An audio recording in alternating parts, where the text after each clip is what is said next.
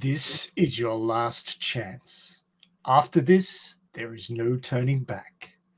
You take the blue pill, the story ends. You wake up in your bed and believe whatever you want to believe. You take the red pill, you stay in Wonderland, and I show you how deep the rabbit hole goes. Mm. I wonder what movie that is. Anybody know? I'm Mm. confused. I couldn't tell you what it was. Well, the what is this background to? I don't get it. Am I No, leaving? it makes no sense to me at all. I'm just so confused.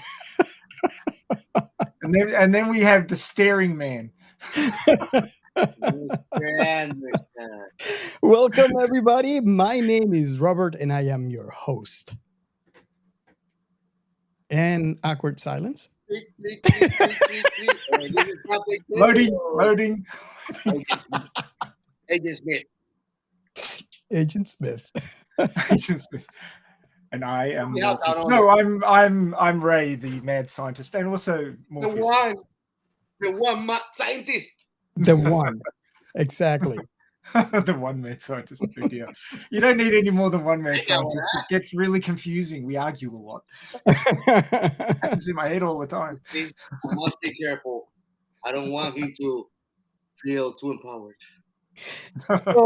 should I do a disclaimer for this episode? Yeah, you should. Totally. This movie has perpetually been on our blacklisted movies list of movies, and the reason why is because we have a lot to say about this movie.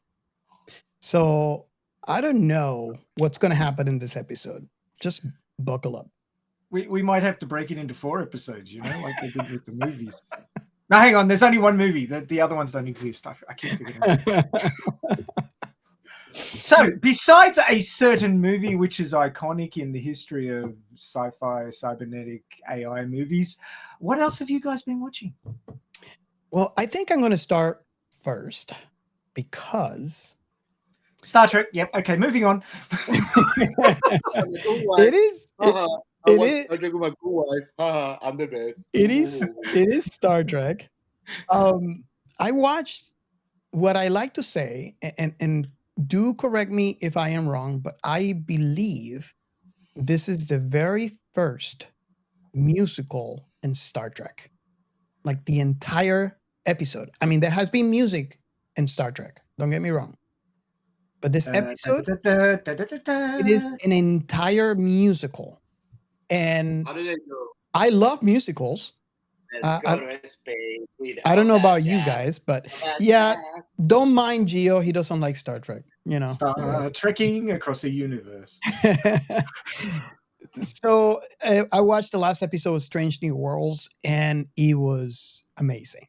And I'm partial again because I do like musicals, and this was a musical. And I want to venture in saying this is the very first musical in the history of Star Trek, and I am so happy about it. So that's pretty much what I've been watching. I think that counts as something different. I was told it was better than the Buffy musical episode, so clearly impressive. It was really good. I didn't know what to think when it started, and then I was like, hold up, this is pretty good. And it just grabbed me, and the way that the songs were unique. It told the story of each character, yet put together, it told the story of the episode.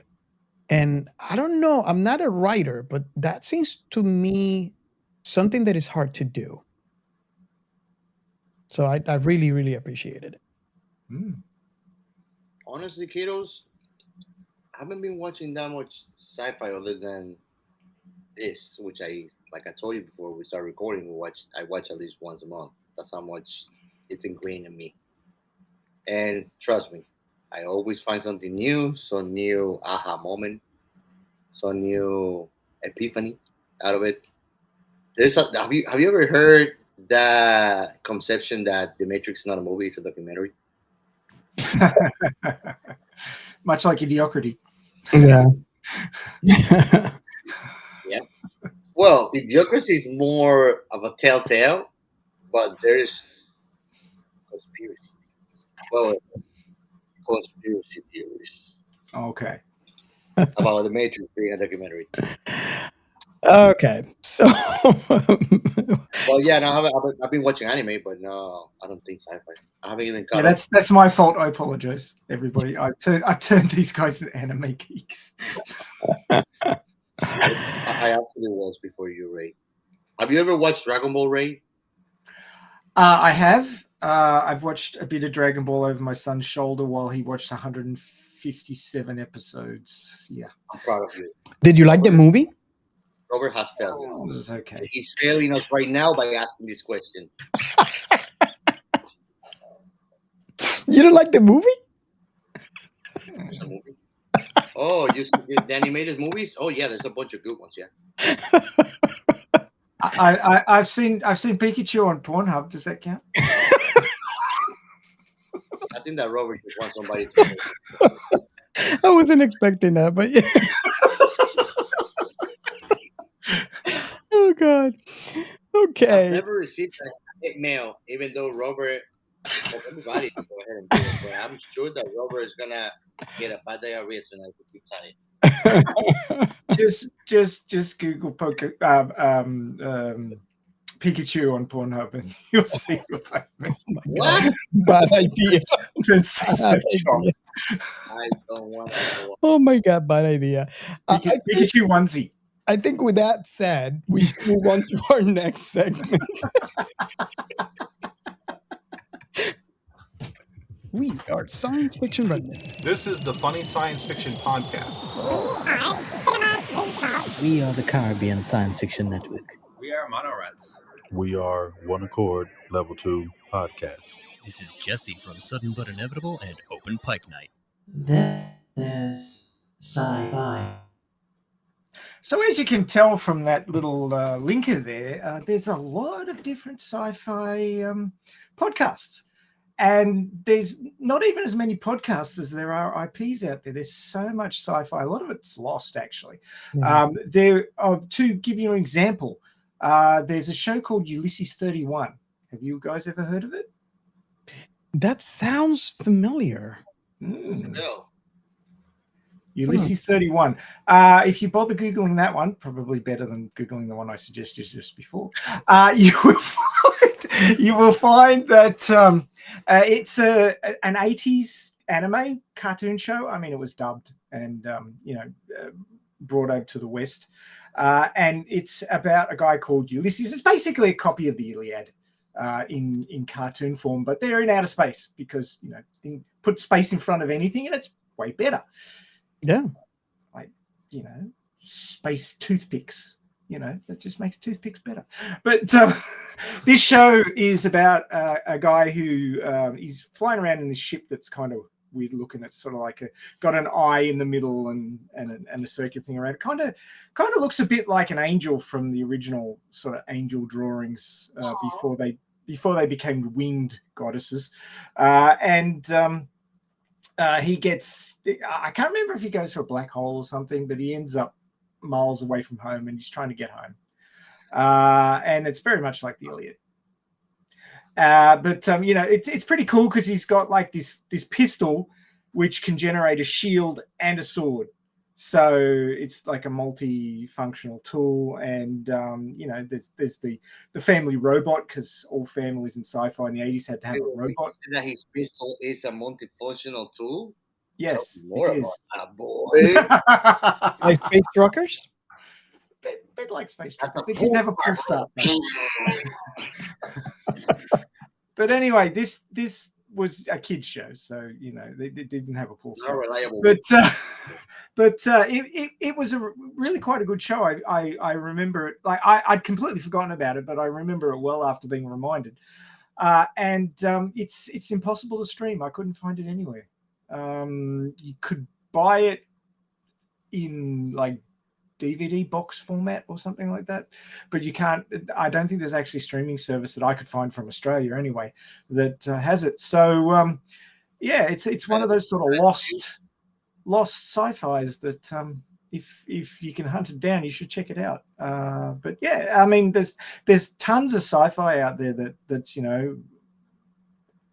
old but not aged, if you know what I mean. And there's some that's completely hackneyed, like the original Battlestar Galactica, but it's hackneyed in a fun way. But yeah, so there's so much sci-fi out there, and there's fans of all these different things. Some people like us are fans of so many different IPs I couldn't count them all. Yeah. And then there's some people who are like just Star Trek or just Star Wars or whatever. But there's so much of both of those IPs now that you could just sit there for. How many months has it been now that you've been watching Star Trek with your wife? Well, we're doing a rewatch, so yeah, it's and will it's never not end. ending. It's not ending anytime soon. So Yeah, And you know what they're but when did you start? Do you remember? Did you like write it gonna in the watch it. calendar? They're gonna watch it backwards. They're gonna watch it chronologically. Then they're gonna watch it canon, then non-canon. They're gonna well, watch it random. I can They're gonna tell play you it right now. over, watch it. I can tell you right now. Well, to answer your question, I don't remember. I should have written it down. Yeah. But I can tell you one thing is my wife already told me that she wants to rewatch Enterprise, which, by the way, that is her favorite Star Trek show, because now she feels she can understand better because she's that far ahead so far. So what we're doing right now is we're watching, as we do the rewatch, we're watching Strange New Worlds. So like basically Thursday, all Thursdays, we kind of pause Star Trek just to watch Strange New Worlds, and whenever Lower Deck comes out, so basically that's the only thing out of order that she's doing. We're watching the normal rewatch, Strange New Worlds, and Lower Decks. But once Strange New Worlds finish, she wants to rewatch the Star Trek Enterprise, and then continue watching like dual Star Trek at the same time. But yeah, no, I can't remember when I started. It seems like a while. And to be, we had this conversation yesterday, as a matter of fact. And it's like, I was telling her, "Are you sad?" We're halfway through season 6, and I told her, "Look, we're halfway through season 6, and season 7 is the last season of the Next Generation." And she's like, "Really?" It's like, "Yeah." But there's But movies. there's a lot more that we have to watch. The list is still there. So, yes.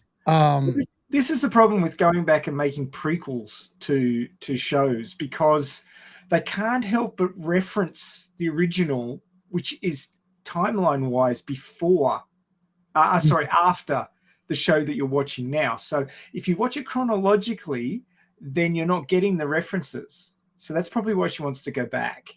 Yes. Because production wise, they can't help but reference things from a show which timeline wise you haven't watched yet.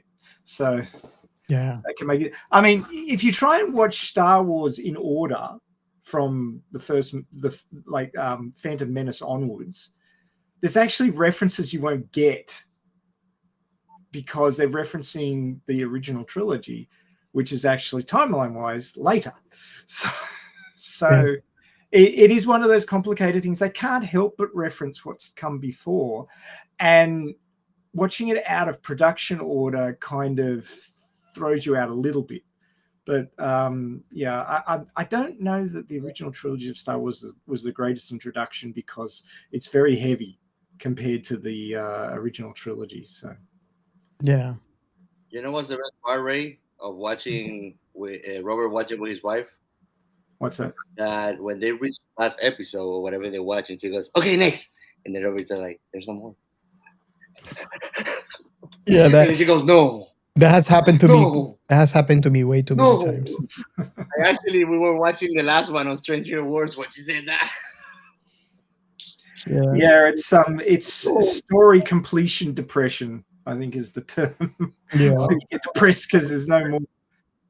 Yeah, it happens to me every time I finish a light novel series. So You yeah, wanna watch something, finish it. That's why you get your rebound anime. It's like that anime that is gonna help you forget about the lost passion of the emptiness that he left because he didn't finish. You gotta But- wait another year for it.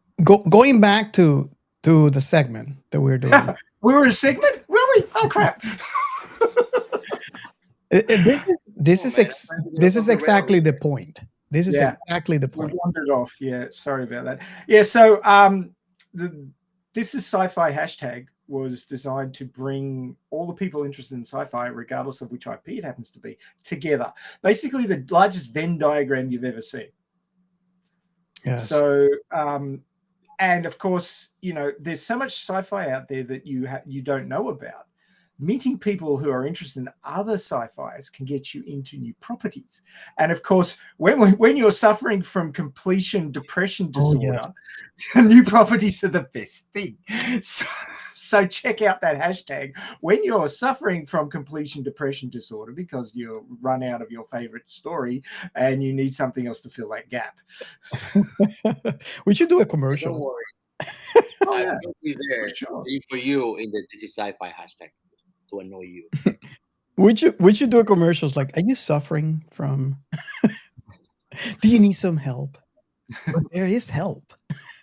Hashtag Well, they're THISISSCIFI. Oh, Or awesome. you can call 1-305-563-6334. Yes. That That's is what I'm 1-305-563-6334. Call now. Yes. I And can do you might be surprised. Your voice could be heard in the next episode. Or you could just ask us what you should watch next because we've got lots of opinions. Operators are standing by. What the hell? He's doing a flip cut. And this is why you guys should subscribe to YouTube. Oh, Our very Captain Chaos is causing I'm chaos. an animator, bro. how many times have those eyes changed already this episode? I'm getting freaked The out. Matrix, man. Oh, wow. Nice. Okay, so that brings us to the next segment. Shout out. Shout outs. I didn't get you? I didn't get you? Oh, man. One of these days. One of these When you get days. these pretty eyes, Mr. Anderson, perhaps. Well, it's gonna be short today, but just as good. It's gonna be a quickie. Shout outs. The first shout out I want to do is a special thank you to Zimmerman, which has been always a great supporter of our show and a great contributor of our website. If you like geeking out and like reading very highly interesting and captivating things about science and sci-fi, go to what's the website, Robert? Tell us again. Is the History Sci-Fi channel, if I'm not mistaken? Sci-Fi History.net. Sci-Fi History channel. Sci-Fi History.net. So everybody, I want to go and check him out and give him a follow. He's always sharing amazing information, and he's a great dude to just chat and just join the threads on the experts and threads. It's getting confusing, bro, with those changes, all these changing names now. Yeah, not Twitter. It's X. Yeah, no, actually, my inbox says formerly Twitter X. Like, why do you have to tell me formerly Twitter? Duh. It only needs 3 more X's and it's a Queensland beer. Yeah, it makes me feel like we're going to Pop Pilgrim versus the world with so many X's. And I got no Ramona Flowers. Isn't that a sci-fi movie?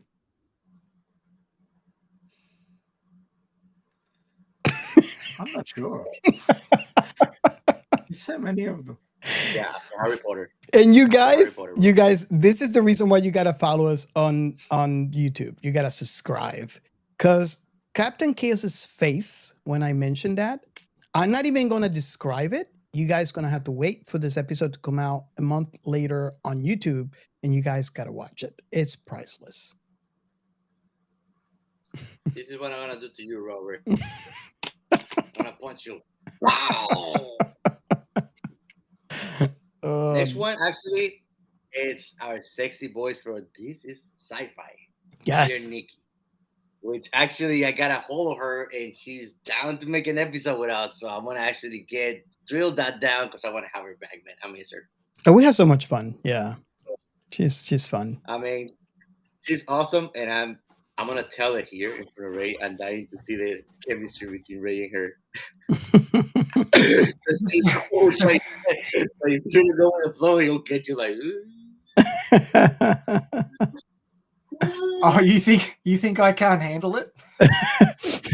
He thinks no one can handle the truth. No, I'm not sure. You know, Hey, I've seen Pikachu on Pornhub. I'm good. I can handle it. you know what's the fun thing? You know what's the fun thing? She doesn't do that much with Robert. She does it all the time with me. Oh, But I see how this is. I see how this is. so, I'm intrigued. And I wanted She's- to Is she a tsundere? I don't know. Maybe not. I have to analyze this. So I have to put my analyst hat on. if you guys want to know, you know, if you guys are new to the show and you want to know what we're talking about, you got to go back on our back catalog. And which episodes we have the Galaxina. I'm sorry? We did Galaxina too, right? Barbarella episode and our Stargate episode. Bro, Jane Fonda in her glory, bro. So go ahead and download those 2 episodes and listen to our interaction with Nikki. It was a lot of fun, and B plus 18, non-safe for work. yeah, for her podcast. If you want to listen to her podcast, make sure you are over the age of 18, and it's definitely not safe for work. But Go ahead and be a Kirby. if you listen to our episodes with her, it was a lot of fun, and we want to have her back. And I mean, we have had such a hard time getting a hold of her because she's a superstar now, man. Which I'm so happy for it. Yes. She deserves it, every little bit of it, man. And last but not least, actually, I wanted to give a shout out to Tim for the FSF podcast because he's always engaged with us in conversations, small chit chat. He makes me feel the grand simplicity and importance of what Gandalf says, man. The important things are the small things of the everyday. And he's always there. He's always participating. It doesn't matter how simple the conversation it is, or it's just for a hello, or if it's just to make a competition of saying who has the coolest mug in the morning with coffee mugs. Tim has it. But like people don't understand that it's silly or whatever, but it could go a long way. You don't know how much you're making somebody else's day better. Yeah. By being part of it, you know. So that's our shout outs for today. Awesome. And just remember that we are part of what network? Blind Knowledge Network. Like me, I'm blind. The Blind Knowledge Network. Go and check them out. And like Joe likes to say, what's cool? Podcast. What's not cool? Not podcast. Awesome. Okay, so I guess we should go to the next segment. The Outer Remnant. We got one? I've always got one, except when I'm in hospital having my heart operated on, you know.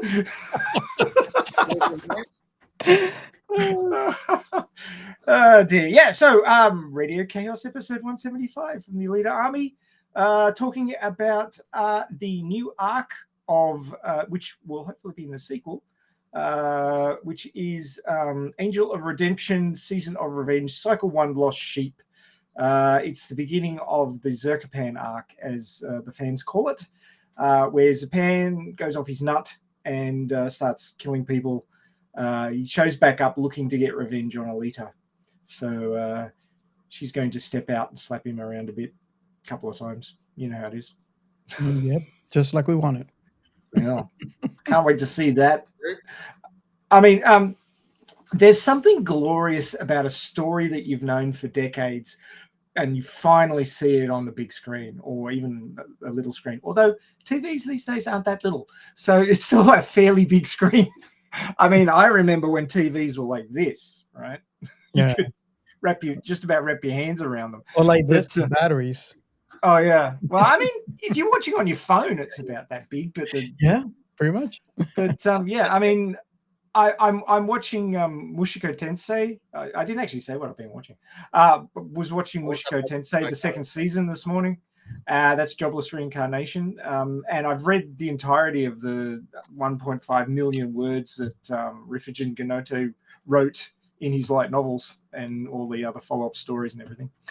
And just seeing it animated and watching the scenes play out again is just fantastic. It's like it was like seeing Obi-Wan and Anakin fight on Mustafar. And I've got the high ground. It's over. It's like, but yeah, it's you know, you've been waiting for that for like I waited from 77 when old Obi-Wan described it to Luke to you know, seeing it in, was it 2003? I think when the last when Star Wars 3 came out. It was 2003. It was around then. It might have been a little bit earlier.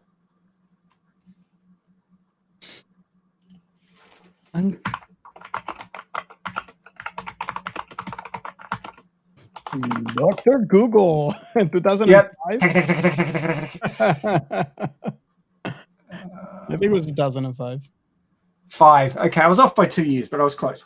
But yeah, just, you know, waiting that God, what was it, 23 years or something to see that on the screen. I mean, you finally get to see it and it's like, wow. Okay, this is like, you know, a culmination of something I've wanted to see since I was a kid. And yeah, just seeing things go from one medium to another can be really exciting. Yeah. So yeah, if ever you have an opportunity to go back and read a novelization of a movie or something like that, take it, because there's a whole lot more information about what the characters are thinking usually in a novelization as compared to what you see on the screen. So I highly recommend that if you get the opportunity and you really like an IP, go back and read the books if there are any. I do it all the time for animes. Like I watch an anime and then I'll go, ooh, okay, where's the source material? I gotta go and read that one. And you find out so much more. And oftentimes they've left stuff out or they've changed some things and you get a different take on it. So yeah, I mean, there isn't only what you see on a screen. There's so much more to explore. So check out novelizations or radio plays or what have you. One really good example of that is The Hitchhiker's Guide to the Galaxy, which, I mean, you've done the movie, but there was the radio plays, the TV series, the novels, and Douglas Adams has been quoted as saying that he wrote all of them differently because they were different mediums. Why would he want to do scene for scene copies from his books to the radio play, to the TV series, to the movie? He wrote them all differently because they were different mediums, they had different impacts, and he could tweak the story the way he wanted for those different media. So all of them are different. Yeah. And I've experienced all of them. And I've even written a role-playing game based around The Hitchhiker's Guide to the Galaxy, which was so much fun. Yeah, I recommend you check out all of the different media for Hitchhikers and any other IPs that you happen to be really into. Nice. It's a kicker for you guys. I still I got the Galaxy. We could probably do a watch party. That's a movie that I wouldn't mind watching and watching and watching and watching. Still have not have the impulse to go and search it. So you guys have to do some kind of orange clockwork on me. Well, let me put it this way. If you watch this movie, you'll find out the answer to life. 42. I even know that, even though I never watched it. Okay, so talking about a different life. Life is the glass is half full or empty? It's in quantum state. I think you two guys are entangled. Okay, so let's get this puppy started. Okay. I don't think I'm ready. And I don't think I'll ever be ready. Nope, you weren't. And this was, I don't know how it got out from that box that is the blacklisted movies that we have. That was my fault. But he got I said, let's do it. And you were outvoted. I am afraid. I am very afraid. Oh my god. What's about time? I'm gonna start with the question that we always ask, I always try to ask first You want my three in every one sizes? of those episodes. One of the three ones, and it's the first one. So, how old were you when you first watched this film, and what was your first impression? God, And I think Captain Chaos is backwards. You're backwards, man, and I don't know how to Oh my fix it. Let me see, Yeah, you Hero- can't fix it. It's just the way it is. Captain Chaos Yeah, will Captain Chaos, man. Mhm. Oh man, my camera is down. Let me see. Is that better? I It think just I needs to be fixed it.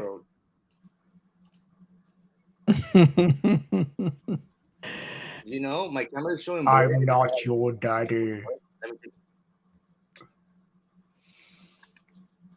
Okay, so Does it look better now? I took out the blur from the camera.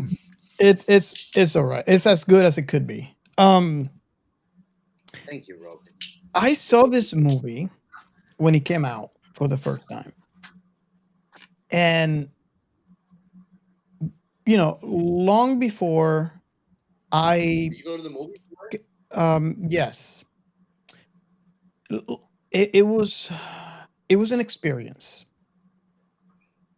Long before I realized what was being said online, I was just there with everybody else. And I did not know what I was watching, but what I was watching was incredible. Um, to the point that I actually got the film when it came out on release, and I got the soundtrack when it came out on CD. And I don't know how I did not burn that music track, the soundtrack, because I played it so much. So I guess what I was watching firsthand was the combination of multiple things that have to happen to make the movie what it is when it's an epic classic like this. You have to have a good soundtrack, you have to have good story, you have to have a good cast, and you have to have a really good way of delivering the story. And not only that, but the story itself was very prophetic in points, very philosophical or extremely philosophical in others. And it was just mind blowing for me. I was watching this and I was enthralled. It just grabbed me. From the very, very first scene, when you saw Trinity in the back room and the police officers are basically telling her to stop. The movie has done so much for the movie industry. And we all saw it. At least I'm talking about the people like me that saw this when it came out. We were not realizing that we were seeing how movie making changed going forward. And it was completely amazing. We're seeing something we never seen before. And when I tell you what was my first impression of the film, even today, and I've seen this movie multiple times, and I like to think that just like everybody else, because this film is that iconic, I have not found one person yet that says they hated this movie. Even my last rewatch, which was today, it still gets me. It is that kind of film. So I'm trying not to say much because I can just do an entire episode on a monologue, but I want to hear what you guys You know, how old were you when you saw this film for the first time, and what was your first impression? If that is a question you can answer.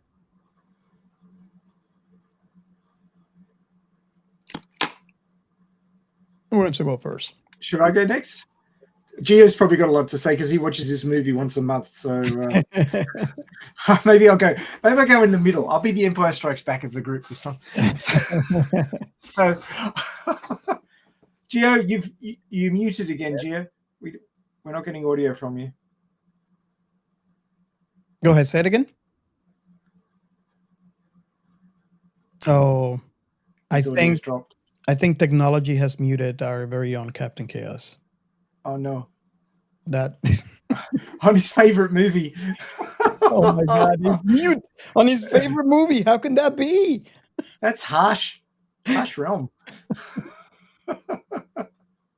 So I was 29 when I saw this. This was the year I first got married to my first wife because I'm on my second one now. I was living in a little place called Manly in Sydney, which is quite well known. Manly Beach is one of those places that people tend to visit when they visit Sydney.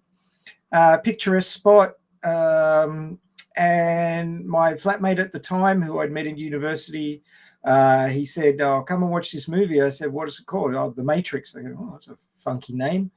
What's it about?" "Oh, I don't want to tell you because it'll spoil it. It's one of those, discovery movies where you've got to watch it to really get excited and so on and so on." I went, "Oh, cool, okay." So I went in blind on my friend's recommendation. He brought another friend along with him. This guy was a bit off the wall, and he was known for throwing spanner in the works. Now, I've only ever had 2 movies spoiled for me in my entire life, which is probably good going, really, because it's really easy to spoil movies for people. Well, I must say, maybe I've had other movies spoiled for me, but I didn't care. But the 2 movies that I've had spoiled for me was Ghostbusters and The Matrix. So for Ghostbusters, a friend of mine went to see it the day before I was going to see it, and he spoiled the Marshmallow Man, which was a real bummer. I was not very happy with him that he spoiled that on me. And the other one was, we were sitting there waiting for the lights to go down and the ads to start at the beginning of this movie. I was 29 years old. This was 1999. And I happened to say, because I'd heard it in the ads, "What is the Matrix?" And this guy, who I won't name because I don't want to shame, turned to me and told me what the Matrix was, and basically spoiled the movie for me. Oh, wow. Yeah. And I was like, dude, what the hell? Harsh. I wasn't actually expecting you to answer that. It was like, come on, we don't have to watch the movie. Oh my God. Yeah. I was like, crap. But yeah, I mean, I still was wowed by this movie. I mean, the cinematography in this movie and the fact that it was filmed in the city in which I was living at the time.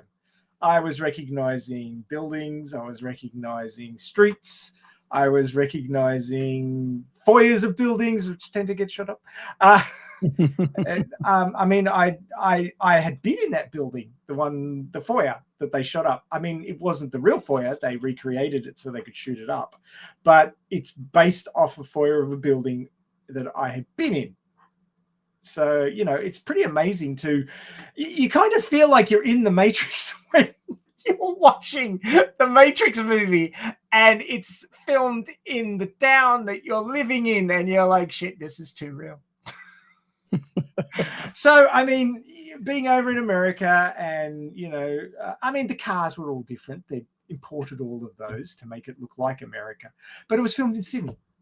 So I was looking around going, yep, that's Martin Place. Yes, I've been there. I know what street that is. That's the one leading down towards the station. I know which underpass that is. I've been under there. It never pours water off it like that. But I know exactly where that is. I've walked under there. So yeah, it's a little freaky. And I was asking myself, is this the Matrix? Yeah, so it's a little bit freakier for me than it was for you guys. But amazing movie, blew me away. Cinematography was fantastic. And yeah, it was quite life-changing, I feel, for me, in that, it makes you think really hard about, what is real and what isn't.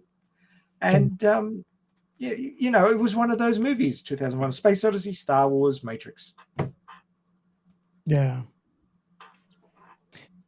So apparently we're still having issues with Captain Chaos. He's going to try something here. Punch it. And Concussive maintenance. I'll be. It'll be so sad if he doesn't get to talk. Go ahead, guys. I'm not sure if it's my head. Yeah, he's having. He's turned into a Cylon.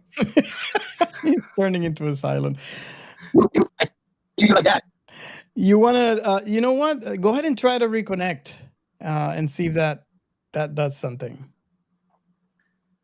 Try to reconnect. I think somebody's interrupted his carrier signal. He's about to be pooted out of the Matrix.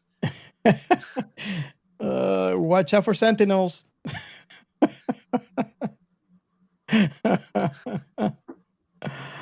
Oh wow.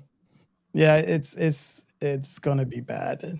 It's one of his favorite movies. He can't talk. Yes, you do. So let's go ahead and wait until he gets back. You can always edit this bit out.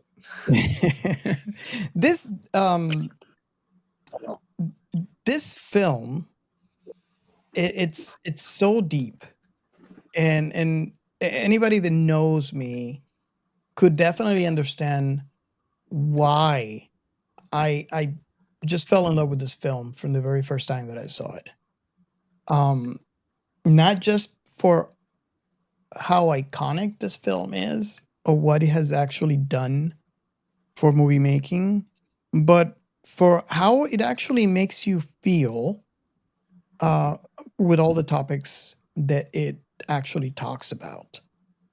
One of the things, and I'd like to hear your thought on this.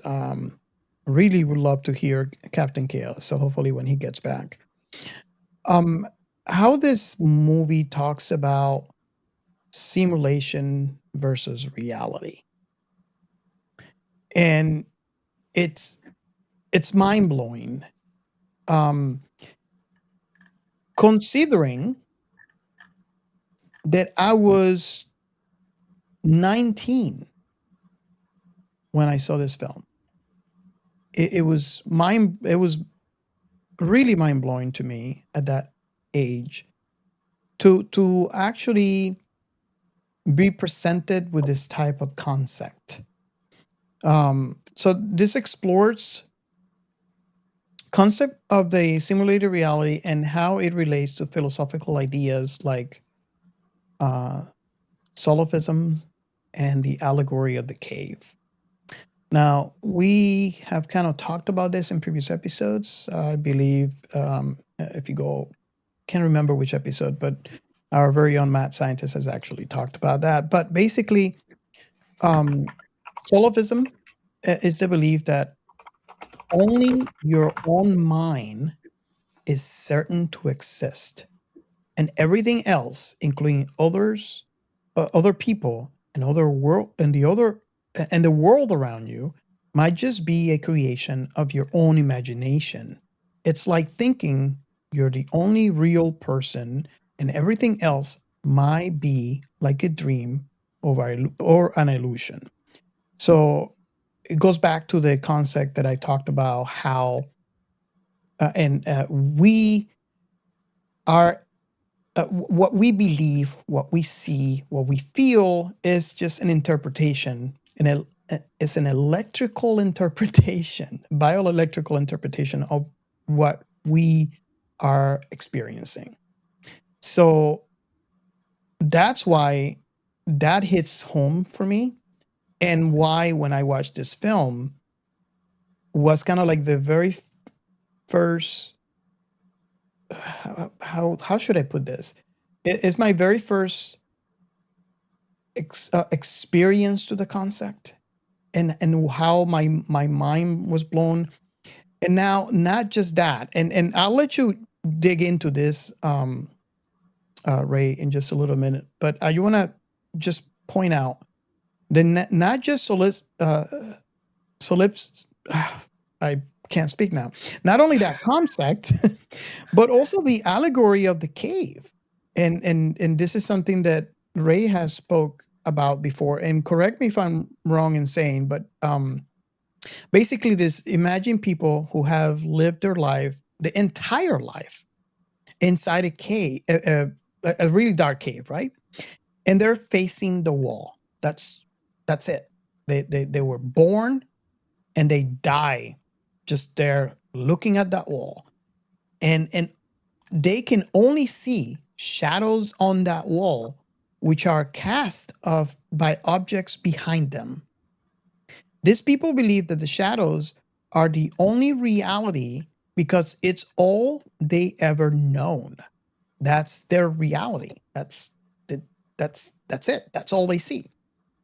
So the allegory symbolizes the idea that many people might only perceive a limited version of reality, like the shadow of the cave wall, and may not realize there's a whole world outside the cave. Now, can you? I don't know if you talked about this first, and I can't. I apologize, I can't remember which episode it was. But those two things together, it just my brain just my 19-year-old brain just exploded. 19. Weren't you closer to 30? Well, 99. Oh, hold on a second. Yeah, you're only a year or two. You're only a year or two different from me. I can't remember if it's up or down. Let me see. What year were you born, Robert? We can do this from basics. Basic. You know, my basic mathematics is failing me. It is. Do you remember which year you were born in? We're going back here. let me explain, and then I'll go back and answer your question. Let me explain. I am going to be, I'm going to be 53 soon. Right. So for me, my teens, you were born in 70. Yeah, my teens and my 20s are the same. I was a little kid. So yeah, you're right. I was 29 at the time. Yeah. But in my mind, I felt like I was 19. Well, that's okay because I still feel like a teenager. So, it's just one of those things. Like, you know, I wish I can go back to those times. But yeah, thank you for correcting me on that one. So I was 29 when I. Yeah, that sounds better. Yeah. So, you know, we talked about this a lot, and this film, it not only plays with the idea, but it puts it in your face. Oh yeah. And it's eloquent. Yes. Which is the thing. I mean, you can be given information which is important, you know, and you know, as the basis of our whole reality, as it turns out. And if it's not explained to you in a way which you can understand and, you know, integrate into your thinking, then it will just pass over you. Very, very simple to see. Perfect example is how I reacted to Blade Runner the first time I saw it.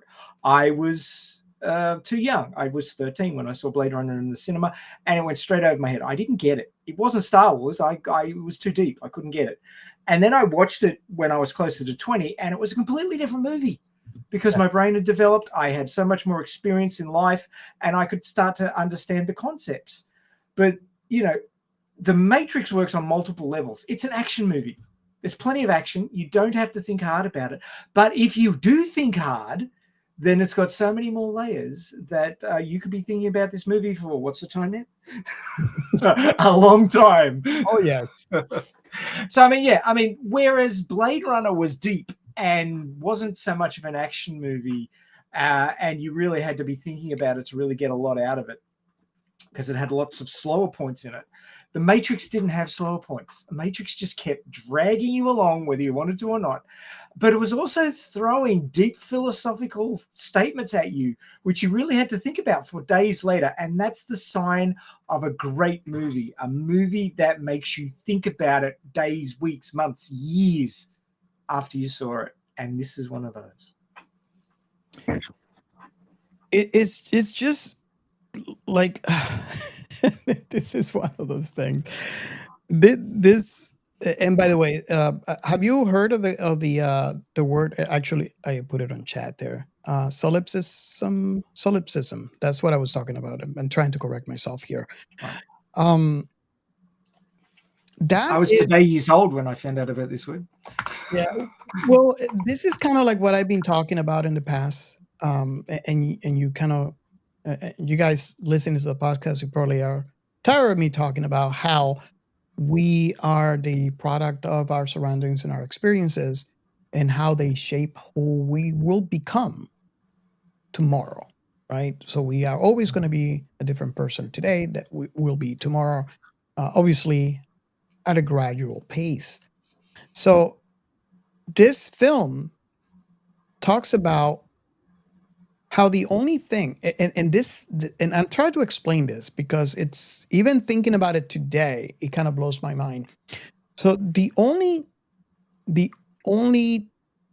certain things we have as Rene Descartes, the 1600 French philosopher said, cogito ergo sum, which is I think therefore I am, and the nature of existence.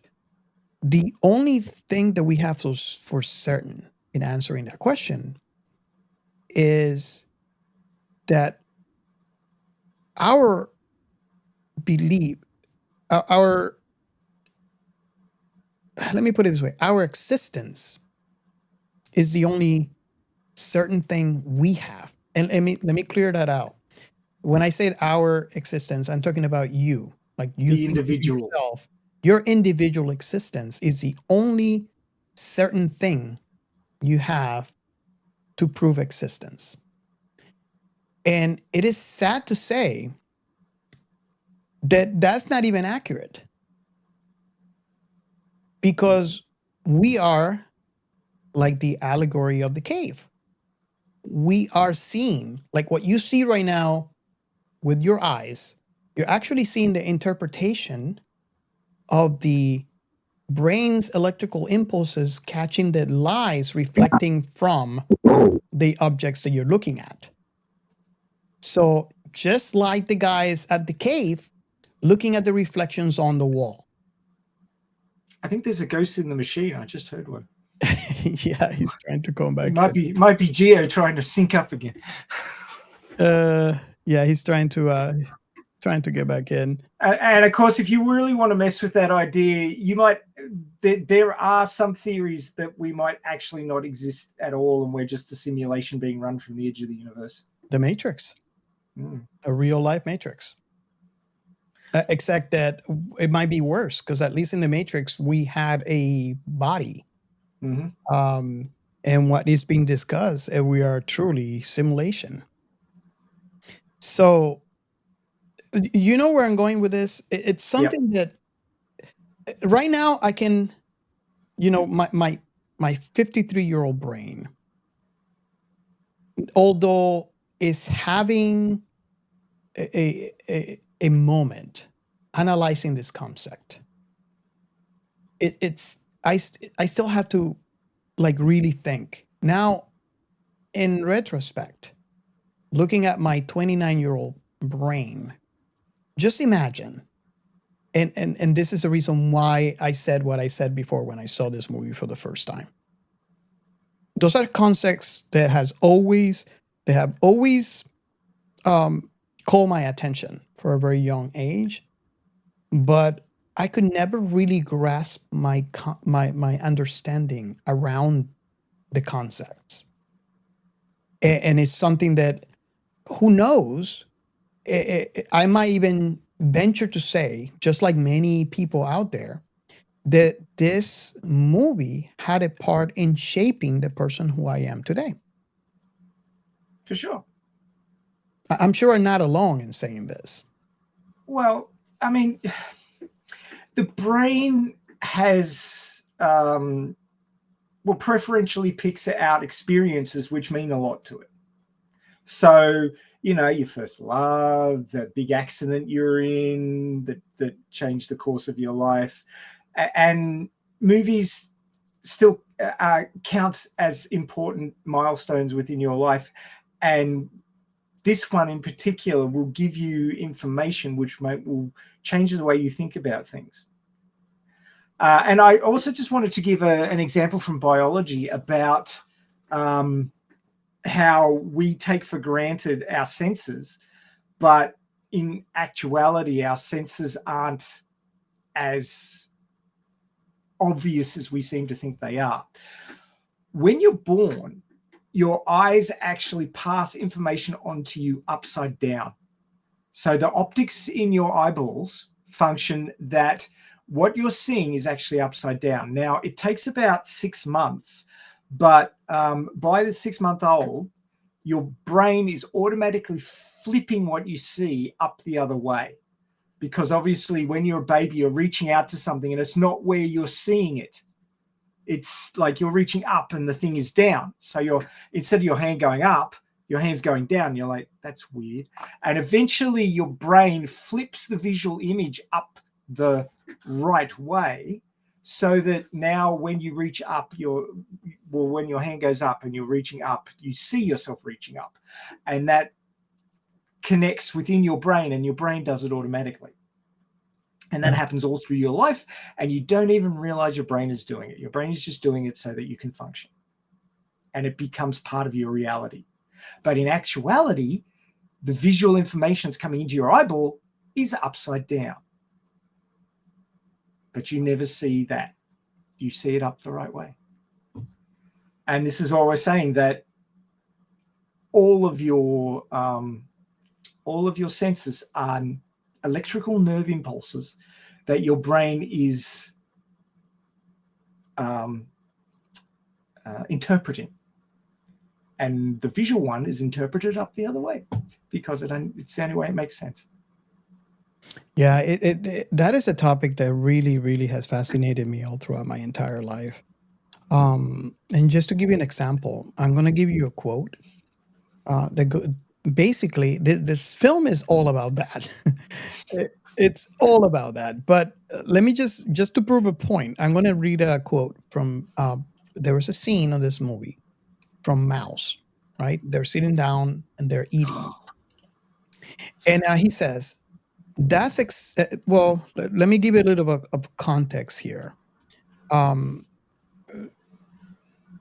Tank starts by saying, "Here you go, buddy, breakfast of champions." Mao says, "If you close your eyes, it almost feels like you're eating running eggs." Apoc said, "Yeah, a ball of snot." Mao says, "Do you know what it really reminds me of? Tasty wheats. Did you ever eat tasty wheat?" And Switch said, "No, but technically, neither did you." And then here's the part that interests me. Mouse says, "That's exactly my point." Exactly. Because you have to wonder, how did the machines know what tasty wheats tasted like? Maybe they got it wrong. Maybe what I think tasty wheat tasted like actually tasted like oatmeal or tuna fish. That makes you wonder about a lot of things. You take chicken, for example. Maybe they couldn't figure out what to make chicken taste like, which is why chicken tastes like everything else. And it's very comical, but it's very true. Because, and this is something that I said in other episodes too.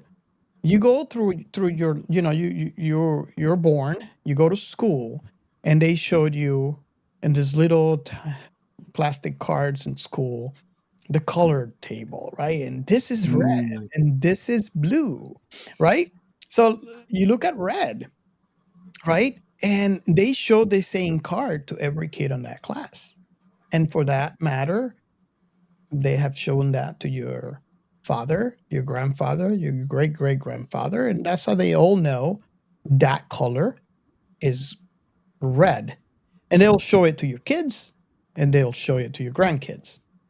So, because there's so many things translating this input, right? And this literally brings it to the loss in translation concept. How do you know that what I see as red is not actually blue? And maybe the other person sees green. But because we're shown that this over here, the light reflecting from this dye on this piece of paper is red, our brain interprets that, okay, that's red, but we can't see, there's no point of comparison to say, this is actually red and I see green. The same thing happened for touch. The same thing happens for taste. So what do you think about that? I mean, it just my head just go, as you can tell from my conversation right now. I just go in a loop because it's just so fascinating for me. Well, I mean, sensory perception is one of those very difficult things. How do you know that you see red the same as somebody else sees red? You don't. You're told it's red. There's a hatch code for red, which is considered the international standard for red. Mhm. But what about colorblind people?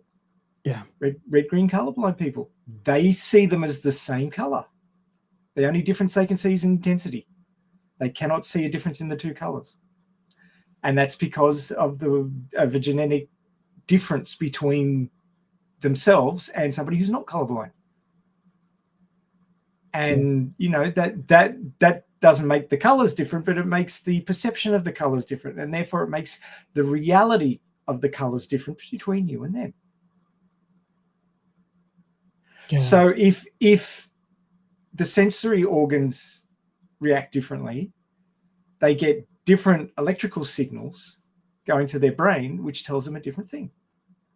I mean, I can't help but think this because, I mean, let me just put something to perspective.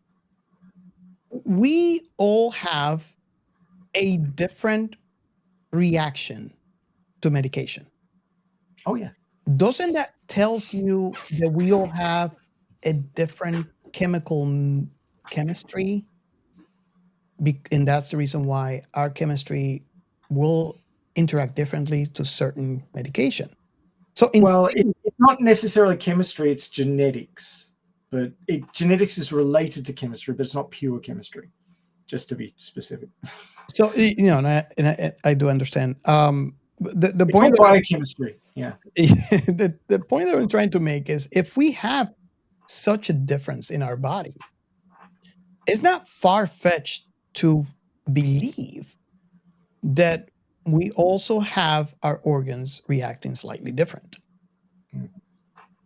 And our organs also interpret, our brain is part of us, and if we react different, it's very likely that our brains are different, and that's why we have people with different IQs, and that's why we have people that have a tendency to be more artistic than other that might be more scientifical, and our eyes would certainly be different. If that is different, our eyes are different, our ears are different, and there goes the entire body. Mm-hmm.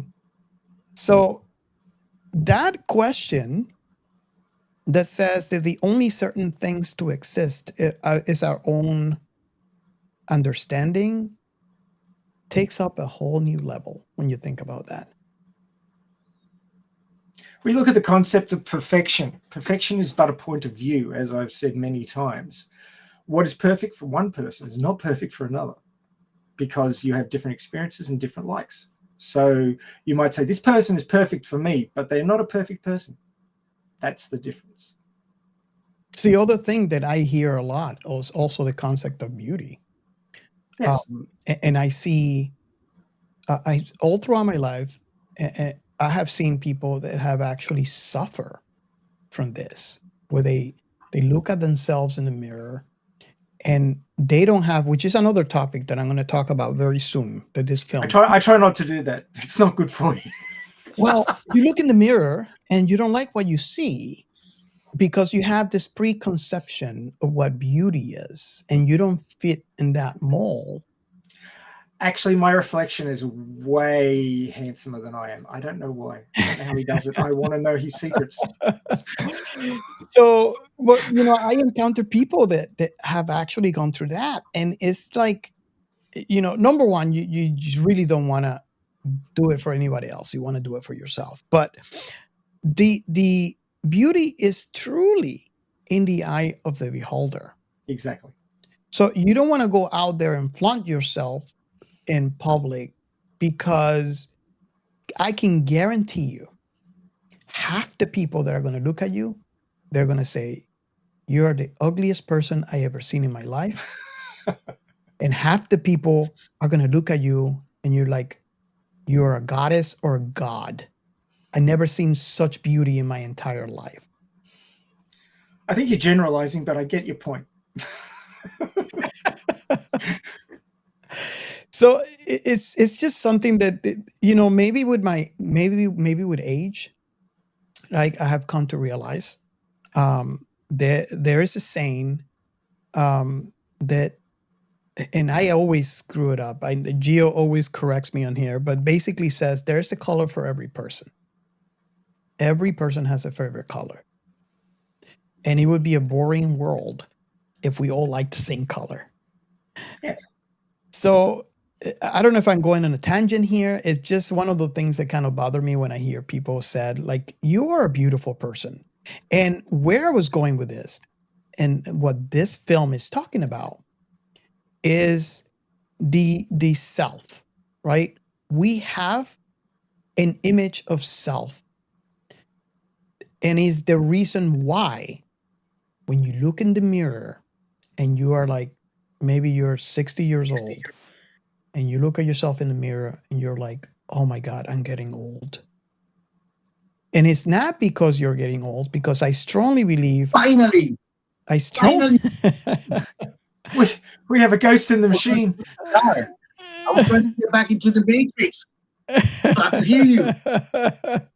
Get to the chopper. Oh, no, wrong movie. I strongly believe that, I lost my train of thought now, because we finally lost half of the great conversation of this amazing movie. We got a wild Captain Chaos arriving. Derailed your train. So, okay. So basically, what it is the self-image, right? And there was a scene when Morpheus takes Neo inside the construct, the combat program, yeah. And he look at you like you don't have those things in your arms and your neck. Your hair is different. Yeah. So that is the self-image, and it's very complex. Self-residual image. That's what I call it. That is the reason why, when we look at the mirror, if we don't match, we feel bad. And it's all about this movie, and it's very complex because our internal view of ourselves is always going to be different. Very, very different. And this movie talks about this. That's true. When I look in the mirror, I see the fire, I see you. So our very own Captain Chaos is back after having some technical difficulties. I want to be for this movie. I want to open it up to you and see, because What? you've seen this movie so many times and you have so many thoughts about this. We were talking, and just to summarize, how this film mainly talks, well, not mainly, but majorly talks about simulations versus reality. And we're briefly Worlds talking within a about, world. I'm sorry? A world within a world. Yeah, so basically it's conveying the concept of solipsism, which is the belief that only your mind is certain to exist. And everything around you, people and the world around you is just um it's a dream, it's an illusion. And You just combining that you just got with out. The tree falls in the forest, and nobody starts to hear. Make a sound. I could not hear very well. He's dropping out like Yeah, you're every dropping couple out, of man. seconds. Still no sound. Yeah, there's sound. It's just that you're dropping out. So I was saying, you're bringing up the famous say question. If you're in the forest, a tree falls in the forest, and nobody's there to hear. Did he make a sound? well, it's a different concept. It's a complete different concept. What I'm talking about is the fact It's a that philosophical question. the only no, and I understand it touches a complete different philosophical question.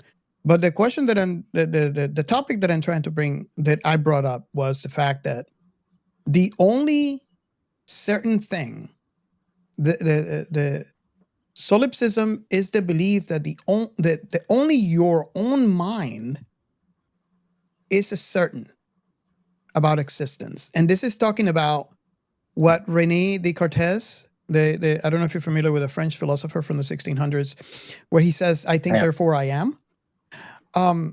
This is how we answer, or we're supposed to answer that question. It's the only the solipsism is a belief that only your own mind is certain to exist, and everything around you, including people, the world, might just be a creation of your own imagination. And we're talking about how our brain interprets what it's sensing via, it could be via touch, it could be via sight, and we are gaining an interpretation of what that is. So it's really scary to think that this might, it could, for all we know, it could be our imagination. We could be a copper top and not know it, because our brain is interpreting this. And then that, not only that, but we also talked about what Ray had talked in previous episodes, when we're talking about the allegory of the cave, where you have those people that are born and raised in this dark cave looking at this wall, and all they know is the reflections on the cave. They don't know this entire world behind them, because all they can see is the shadows on the cave. And this is basically what the conversation that we were having when you dropped. So I was kind of curious to see what your thought is, because this film is heavily all into this concepts.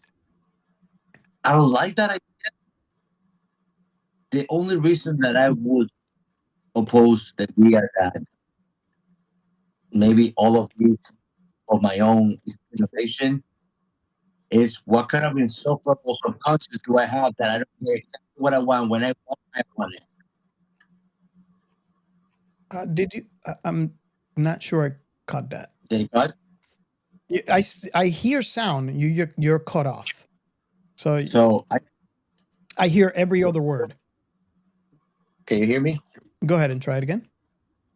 So I was saying, the only reason that I don't really follow through the idea that this thing is a simulation in my head. So he was gone. Robert, Ray, the world, dinner was all in here, right? It could be. I'm not The saying only it reason is. I would choose to oppose to that is what kind of insufferable subconscious do I have that I never, ever, ever get what I want, how I want it, when I want it, even want. You know, Well, so we're there's that external factor, which are all of you, all the other people in the world. We might all be in a situation, sure, well, but there are some external factors that are about choosing desires or intentions that make it more difficult to come up for us to yeah, your do sound is certain things. horrible. You're cutting Yeah, buddy. every other word is cut off. So I think I kind of grab, and I don't know if this means anything. And Ray, I'm going to say this, and I want to hear your thought on that. But maybe that is just the way that the self, that his own mind is coping with the situation, and that's why it comes up with those different things. Maybe it's like Agent Smith said. About the previous simulations, how there was a complete utopia and everybody died. Did you know the first Matrix was designed to be a perfect human world where no one suffered, where everyone would be happy? It was a disaster. No one would accept the program. Entire crops were lost. Some people believe we lack the programming language to describe your perfect world. But I believe that, as a species, human beings define their reality through suffering and misery. The perfect world was a dream that your primitive cerebrum kept trying to wake up from, which is why the Matrix was redesigned to this, the peak of your civilization. I say your civilization because as soon as we started thinking for you, it really became our civilization, which is, of course, what this is all about. Evolution, Morpheus. Evolution. Like the dinosaur. Look out the window. You've had your time. Your future is our world, Morpheus. The future is our time. And I think our Captain Chaos has jacked into the Matrix. Yep, he's gone. He's gone.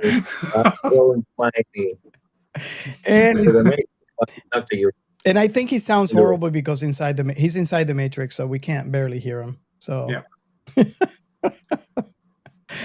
Oh wow! So too many RAM decks.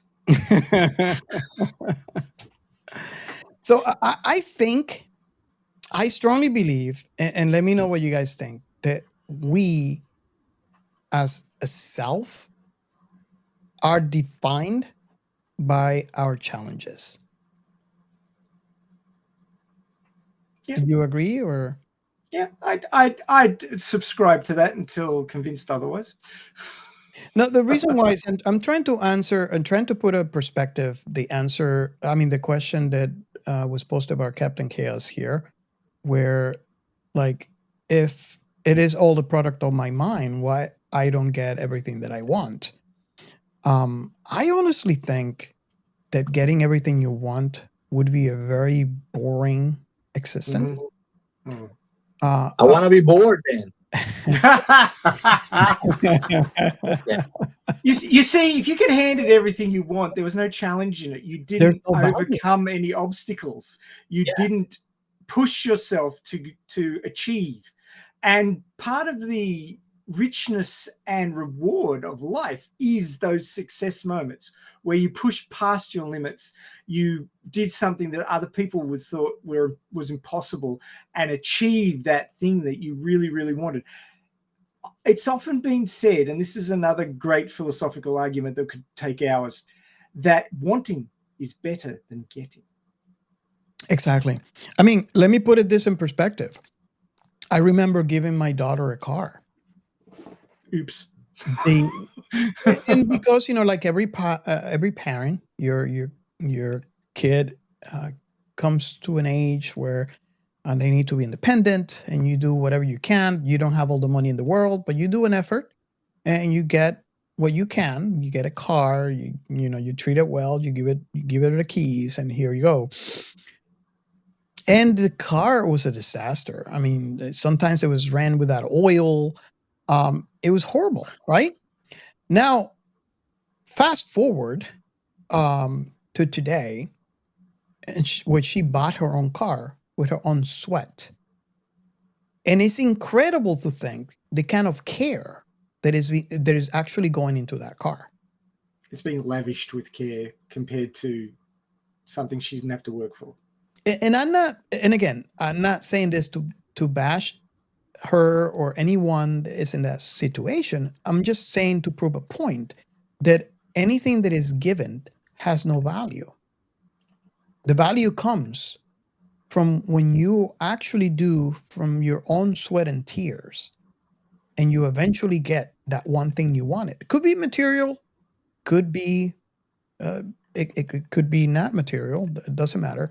But once you add the effort, you add the challenge, then that thing has value. And that's, I don't know if this answered Captain Chaos's question, but I feel that is the answer to that, and to how our brain kind of like, again, I'm not saying this is what's going on. It is surely a possibility based on what I have seen so far and what I've read so far about how our biology works. Well, human beings are complex organisms, and that's, I would say, one facet, one possible facet.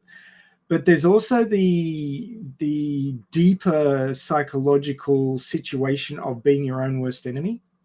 Mm. And oftentimes you can short circuit yourself and stop yourself from getting what you want because deep down you don't think you deserve it. And I suffered from that for a long time. Yeah. And I know people who still do. I'm gonna try with this. The Matrix is fighting against me because what I have to say.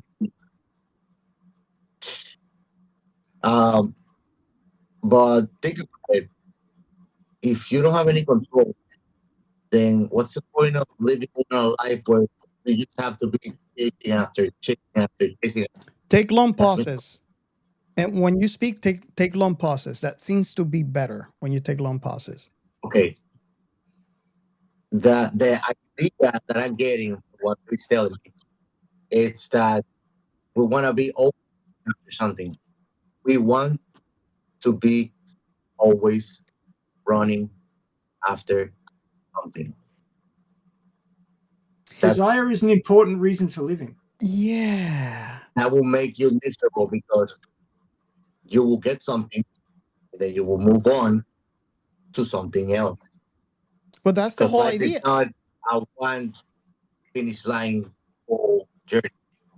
Therefore, the journey is destination. That is the whole idea about living. It's a huge to-do list. Can I say that? Yeah. Bucket list. Bucket And list. sometimes you're not even your own to-do list. That's true too. A lot of people make choices based on what other people want. Yes. Yeah. I've read a lot of books recently where the characters are designed around the concept of I am being what other people want of me. Mm-hmm. Yeah. The model student, the most polite person, the most athletic, whatever it happens to be. But I'm doing this because I believe that's what other people want me to be. And I even had a girlfriend who was like that. She would do whatever people asked of her. And she broke up with me like while I was off looking after a group of diabetic kids at a diabetic kids camp. Her parents came down and moved her out, and she was gone. And she didn't even say goodbye. She just left with them because that's what they wanted. And the reason why she didn't stay with me is because I didn't make enough demands of her. She said, what do you want me to be? And I said, I want you to be you. I want you to make your choices. I want you to do what you want in life, and I'll support you. And I hope you'll do the same for me. And no, that wasn't what she wanted. She wanted somebody to tell her what to do. Wow. People are terrified of being their authentic self. But there's some people who don't want to be their authentic self. They want somebody to tell them what to be because they're too scared to make that decision. Yeah. I hope she woke up eventually. Yeah. Mm-hmm. But yeah, I mean, like, she was a nice girl, but she just did not have the motivation to be a real person. She just did what other people wanted to do. I was watching these animes and reading these books and thinking, oh, these characters are a bit unreasonable, like a bit unrealistic. And then I remembered her and I went, oh shit, I nearly married one. Woo, okay. These people do exist. You know, there is one concept that I always thought about when watching this film, and I'm kind of curious to see your thoughts on that. I always thought that this film, for some reason, to me, it shows you the future of cyberpunk. So let me explain. We all know what the genre of cyberpunk is. It's supposed to be, in parts, our future, right? Every day you open up the news and you see this new technology coming on, and some technologies are better than others. We have AI that is front and center today. Maybe in the future we'll see advances that would help people that have lost an arm and a leg, and you can get a mechanical arm and a mechanical leg or whatever, right? And then that leads to the world of cyberpunk, where now half the population has some sort of cybernetic implant into their bodies, or in some cases, in some IPs, some are more machines than human. Now, I, for some reason, see the Matrix as being the future of that world. What do you think about? I mean, I've seen this film so many times. I couldn't not even begin to tell you how many times I've seen it. And every time I've seen it, and maybe it's just me, I love the cyberpunk genre. And every time I see the Matrix, I see like, this, I could see this being the future of cyberpunk. Do you understand where I'm coming from? And if so, what is your thought? Well, I think this is go on. post cyberpunk. After. Yeah, that's what he's saying. I see it a little bit differently. I don't know if cyberpunk to me is a melding of human and machine, whereas this is more a segregation, because I mean I am sort of leaning in towards the Animatrix here, which if listeners don't know, is a series of short animated stories around the original Matrix movie about how it came to pass. And especially the one about how it came to pass, it was more a segregation. It was, okay, this AI has been created and it birthed a whole bunch of other AIs and they formed a nation. And there was segregation. It was like us and them. It wasn't the melding of man and machine. It was the utilization of man by the machine to replace their fuel source. And it's sort of intrinsic in the way humans are talked about. They're a virus. They're a plague. They're a crop. They're not part of us. They're just something we utilize. Sadly, we are a virus. Well, we are. It's true. But that's a whole nother topic for another day. But the way the machines or the AIs talked about humanity wasn't, it's a melding. It was more an us versus them. And it was from the Animatrix, we got the feeling that it was an us versus them that we created by not accepting them. And, you know, that's this whole fear of the unknown, fear of the new, fear of the different, fear and more fear. But the non-acceptance of a new life form that we ourselves created that then became to outstrip us in both reproducibility, intelligence, and control. And then we became the slaves. We created robots as our slaves, so we didn't have to do the shitty work. And then we created AI to run those robots, and then the AI took over because it was smarter than we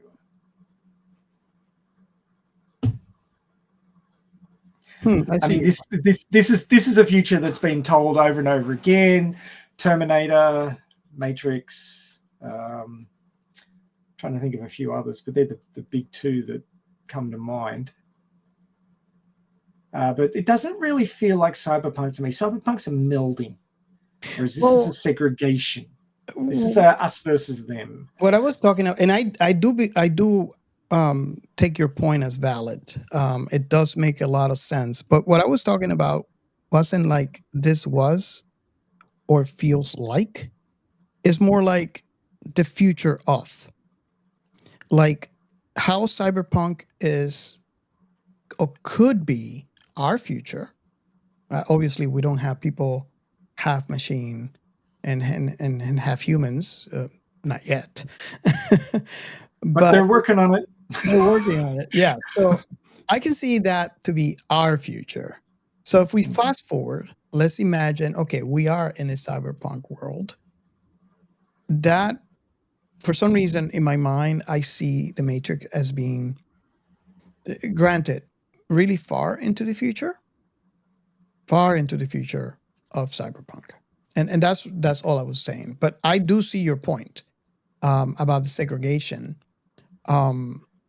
which could still prove the point that I was trying to make if it's far enough into the future of that cyberpunk world that I'm talking about.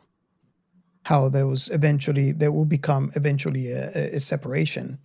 I don't know. I mean, like I said, it's all a thought, and I just wanted to hear your thoughts on that. And I really wanted to hear Captain Chaos's thoughts on that, but I'm afraid that He's the lost main- the Matrix. on the Oculus. So Yeah, the Matrix has them. We want to have to start a trace program. Don't touch any mirrors, Gio. Yeah, please don't. Especially if they're broken and they reform. That's a dead giveaway. So, if you guys are listening to this episode, you're probably noticing that we are not mentioning much of the common trivia, if you may say, on the film. And there's a reason. And this film came out in 1999, obviously, and it's such an iconic film that I would find it very, very hard to believe that there's someone out there that has not seen it or has been exposed to what this film has done for action movies, sci-fi movies, or movies in general. Philosophy movies. Philosophy. And not only that, but philosophy itself, and how I feel that I am not alone in saying that it actually helped forge who I am. So, like, for example, I don't know if you guys knew, and I'll be really surprised if you don't know this, only because of the influence this film has had for such a long time. It continues to have on pop culture. But the crawl, the Matrix crawl, is actually a scan of Japanese cookbooks on how to make sushi.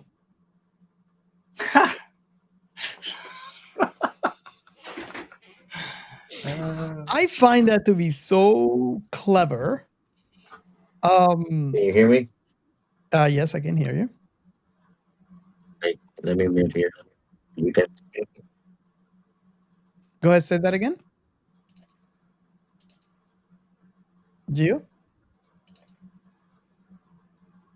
Okay, do we lose him? I guess we probably lost him. So Audio dropped out again. yeah. So somebody's running a trace on him. trace call. Did you know that, Ray? No, I looked at some of the characters and I thought they looked vaguely kanji like, but I knew it wasn't what is running in our background now, which is mostly like the normal English / romantic text running down. But of course, Japanese originally was written vertically, so it makes a whole lot of sense. Yeah. So so things like that. I have a bunch of trivia about this film, but my thing is this movie has had so much coverage, right? All you had to do is go online and search for The Matrix, and you'll find so much content that has been regurgitated over the time about the same kind of topics over and over again. And I'm afraid that, and by the way, just to answer your question, the creator of the Matrix Code that we can see is Simon Whiteley. I believe, I'm not sure if I'm wrong here, but his wife is Japanese, and that's it's katakana too. It's not yeah, hiragana and katakana.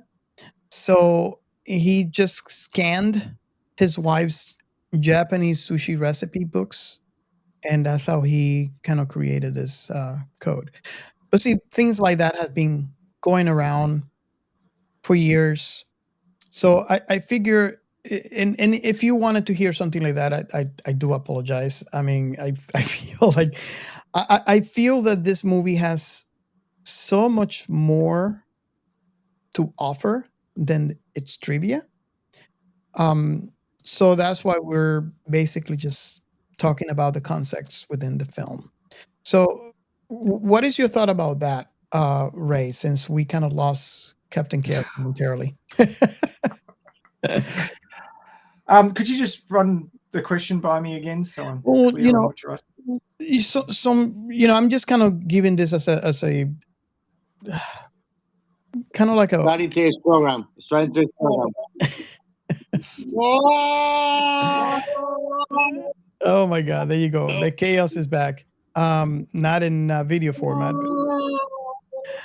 but I feel that for this film, I'm trying to stay away from trivia, only because that has been said and reset so many times in so many different mediums that I don't think that I mean, if you want, we can talk about some, but I feel that at this point there's no value on that anymore. Yeah, there's probably 100 podcasts out there that have gone through all the trivia. Yeah, see me. Let me see. I want to make sure that the audio works. The conversation gets interesting again. Over. That is connection. Okay, so you are laggy, and I can see your audio, your video was a little laggy, and I hear your sound, which is also a little laggy. So, okay, so that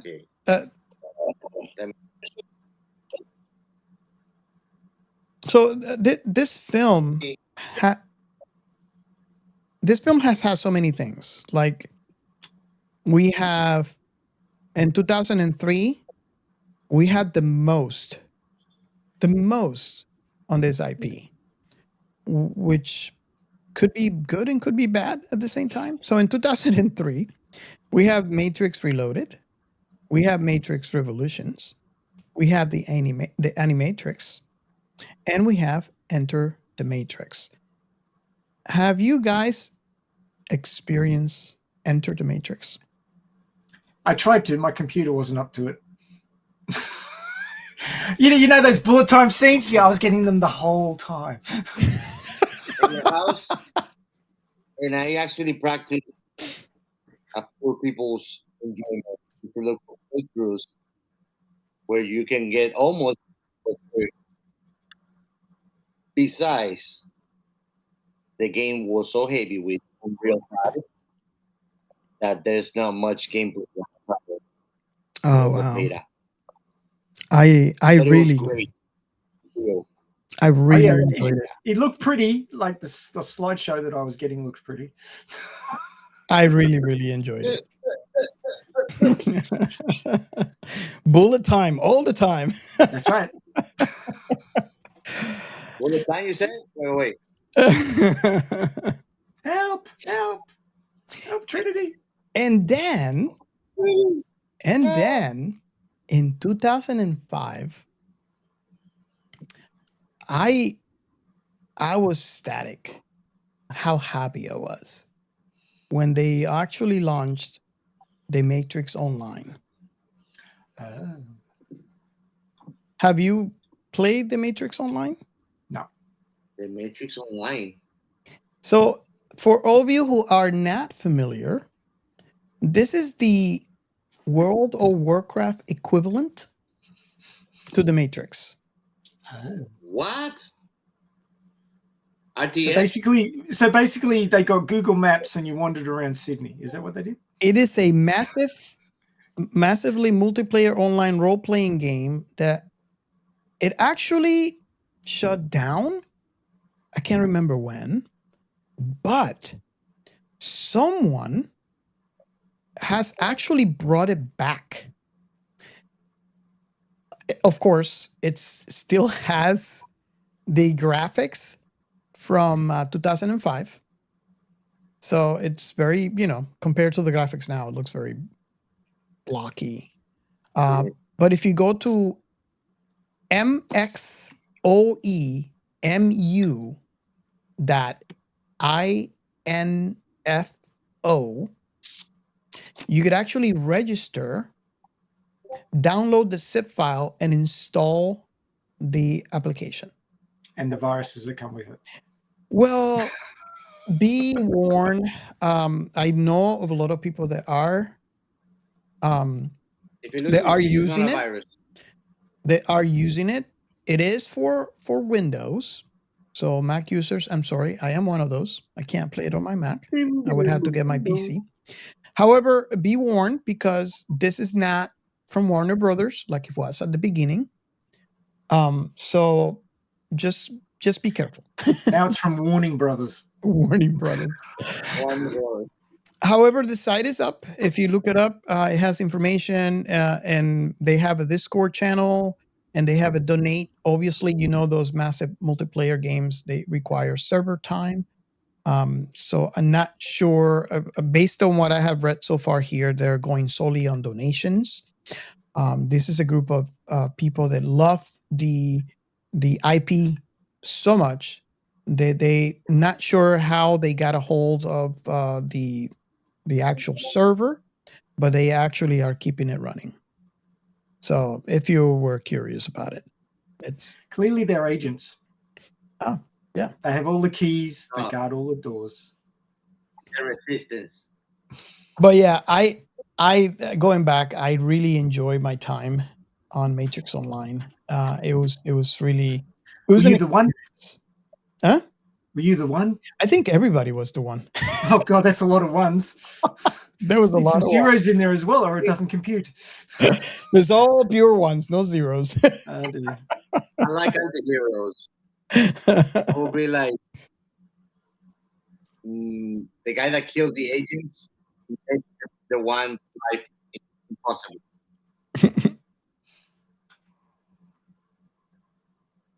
Okay, so hey, you know how we're not supposed to do trivia? I've got some trivia for you. Well, we can, yeah. I just read this and I thought, oh wow.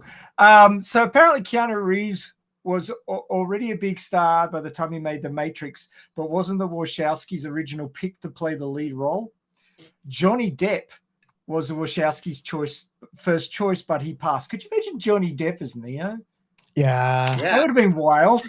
Yeah. Oh God. He would have been asking where the rum was all the time. I know rum food. I got a jar. I know rum food. I like that. Tom Cruise, Leonardo DiCaprio, Mark Wahlberg, Ewan McGregor, Obi-Wan Neo. Obi-Wan Neo, there you go. That is would have one. been awesome. That is the one I want to see. Hey, Nicolas I feel- Cage I wouldn't have given him an Oscar. and Brad Pitt also said no to playing Neo. Lou Diamond Phillips was sent the script but turned it down when his agent said this is a guaranteed flop. Cancel that, agent. Career must be booming. Cancel that, agent. And at one point, apparently, David Schwimmer was in the running to play Neo. Wow. And Lorenzo di Bonaventura, who was an executive at Warner's, said, so many people turned it down, we were getting desperate. We went to Sandra Bullock and said, we'll change Neo to a girl. But We you know, sent David Schwimmer, you know, to his credit, you know, he was on a break, so Yeah, fair enough. We sent the script to her to see if she was interested, but it wasn't something for her at the time. And most famously, the role of Neo was offered to and turned down by Will Smith. yes.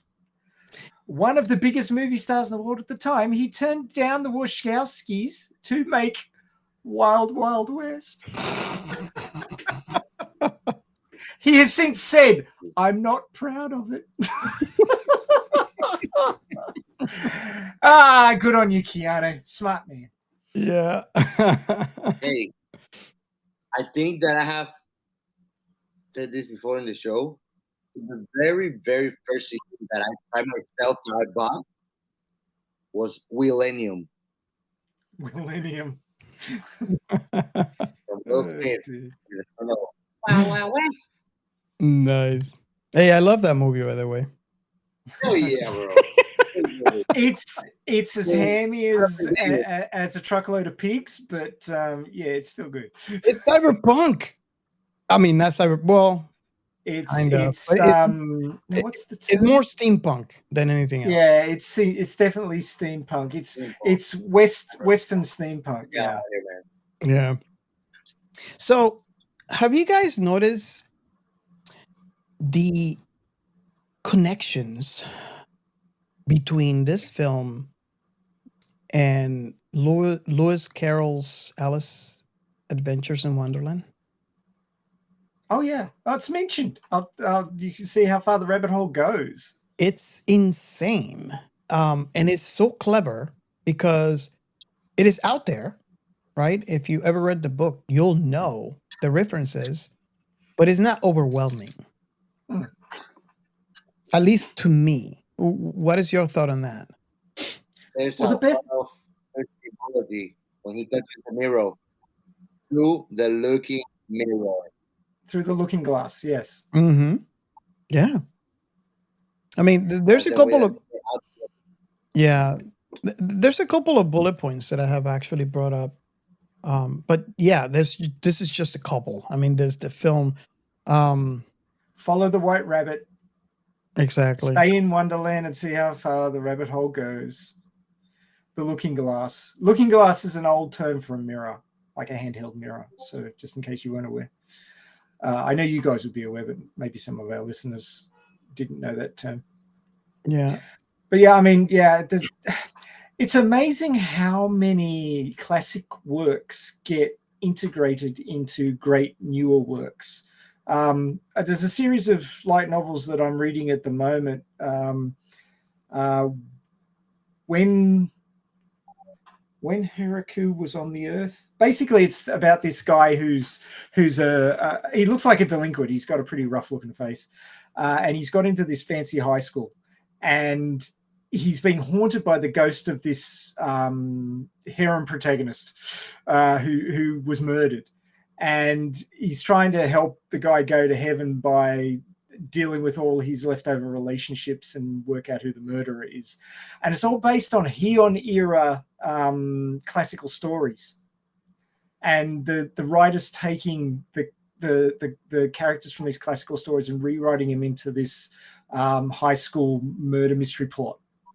And I mean, this is done time and time again. There was another series called the Honor Harrington series, which was written by David Weber, and it's a sci-fi space opera based on the French Revolution and the French-English war that followed. And so many of these great classical stories are reinvented into modern sci-fi sort of tentpoles of modern storytelling, and it's great. I love it when these things can be reused. It's fantastic. I really like it. So yeah, there's a couple. I'm sorry. It's worth mentioning too, before we continue going on the rail that is long. A great showcase of fantastic music that they put in the. It's amazing how the music is just part of the formula. And the we music. have actually talked about this on many previous episodes. How the music is so important for storytelling.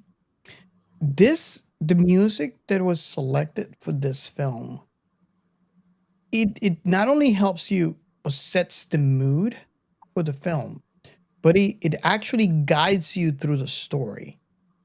And it's such an iconic, soundtrack. And it's not just the scores, but also the music, the songs that were selected. Because typically in a film you have scores, right? The scores helps you guide the mood.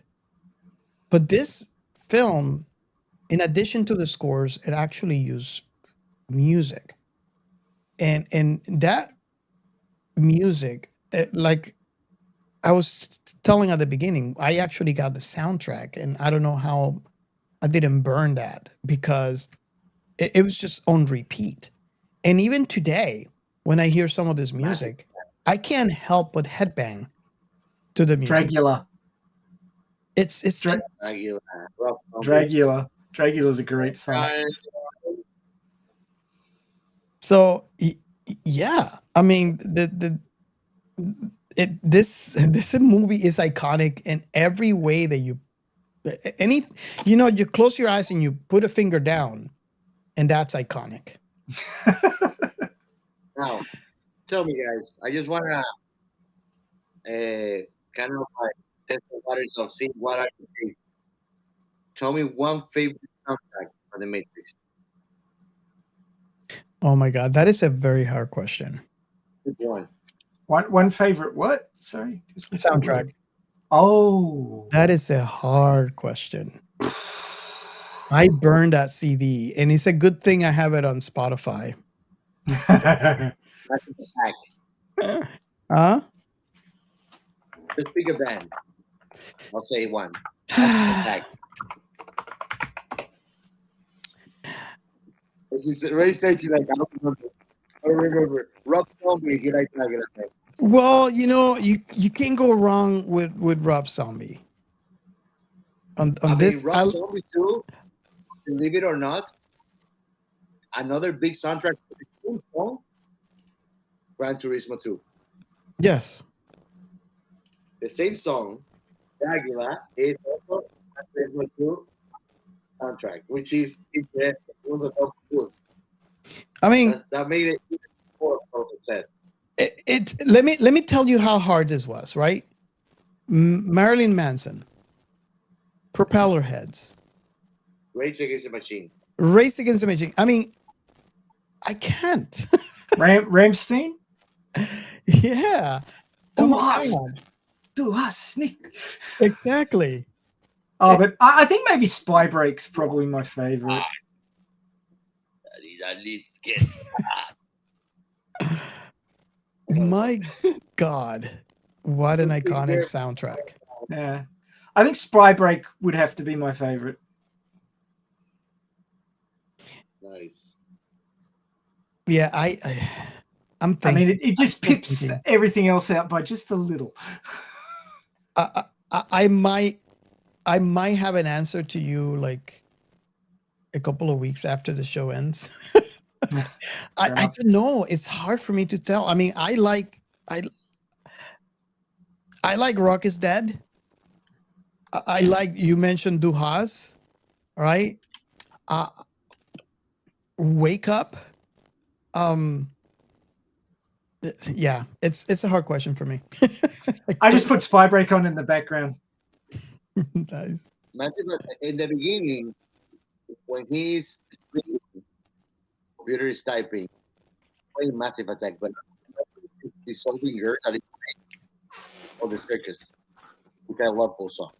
And I think that both are actually from Matrix. Great music. Yeah. And I think that the movie helped also mark a new milestone on the music industry as well. I definitely believe that. It's just how clever how it's actually used. Because and again, this might be a really good trivia that I'm not familiar with. Not sure if the songs were. That doesn't seem to me that they were created for the film, but I might be wrong. But the point is how they were used as song and not scoring on this film, and how it actually plays with a storyline and how it guides the audience through the story. And the wording is perfect. Yeah. It's a whole experience, if you think of it. Okay. Hey, Gio, how's my audio sounding? I hear that. I think I might grab it with an auxiliary. Fix it. It might actually be audio feedback that's breaking up. Yeah, because if you think about, I'm actually bringing If I do that, does it go away? Not sure. No, it's still there. Still there? Yeah. So it's not coming from Geo. Well, no, the thing is that is that screen that you see there is actually coming from me. So both of mine, because I'm actually doing a feed from Discord into here. Right. So if I mute him, that's how we can tell if it's actually me or not. Okay. Let me see. So no, the Matrix is really playing up today. I'm still saying the Matrix has him. Yep, sure does. Okay, I just muted him. Still there. Okay, so then it is just me. Interesting. I don't know. Have you got a dusty plug or something?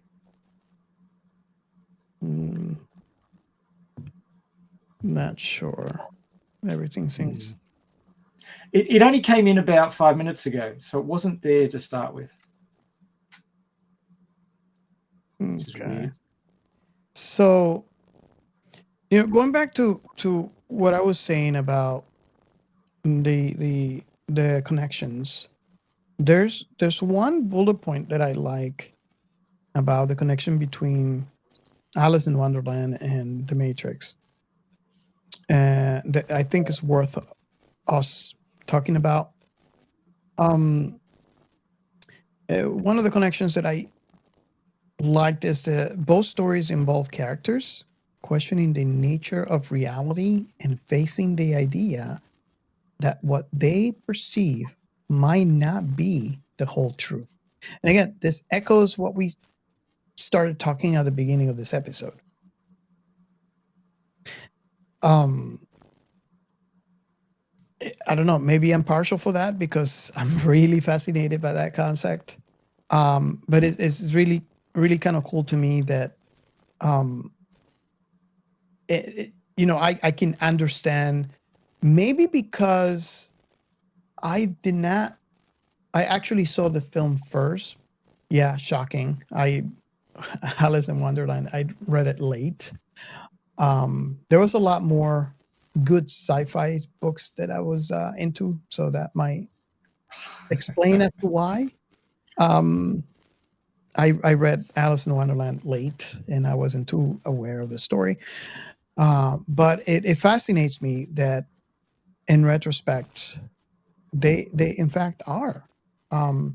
For apparent different reasons. A story where they're questioning the reality, and this is something that I want to say I don't try to think on a daily basis, but when it comes up, it's one of those thoughts that go on a loop. If that makes any sense. Oh, for sure.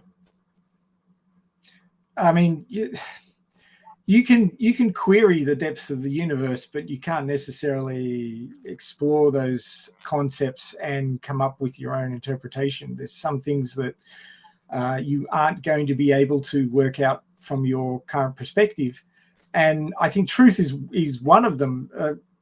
A single person's perspective cannot be the whole truth. It's just impossible because you're only seeing the world from one single vector. And considering there's nearly 9 billion vectors out there, because there's nearly 9 billion people, one vector is not going to give you the whole truth. It just can't. Yeah. It's much like the same way of saying, well, there's so many billions of planets in the universe, but this is the only life. It's like, yeah, right, sure. Statistics would say bullshit. So, just based on statistics, it's impossible. So, yeah, I mean, truth is subjective, and the truth, if you want to try and nail it down, is not going to come from one perspective out of 9 billion. Yeah. Considering that everybody's perspective, it's completely different. Yeah, exactly. Yeah. And you guys can understand why I get lost in this film and why it was so shocking for me when I saw it for the first time. It's one of those films. I mean, this, and of course we lost Captain Chaos here. I feel so bad for him because just like me, this is his favorite film, and he has no voice. It's really difficult for him. I reckon we could have just sat back and let him talk for the entire time, and he still wouldn't have run out of stuff to say. Exactly. One thing I did want to bring up was the cinematography and the way the movie was edited. It was groundbreaking the way it was put together. From the shot of the helicopter flying, the reflection of the helicopter flying towards the roof of the building, and then it panned up and you saw the actual helicopter, and that was speaking to the world that they were showing you was a reflection of what the world used to be. It wasn't actually the world. There were so many little subtle hints and little subtle artistic descriptors within this movie that you just pick up every time you go and watch it, like Captain Chaos was saying. Every time he watches it, he spots something new. It has got so many little things in it that you can pick up on. The shots of the water falling down towards the car off the side of the building.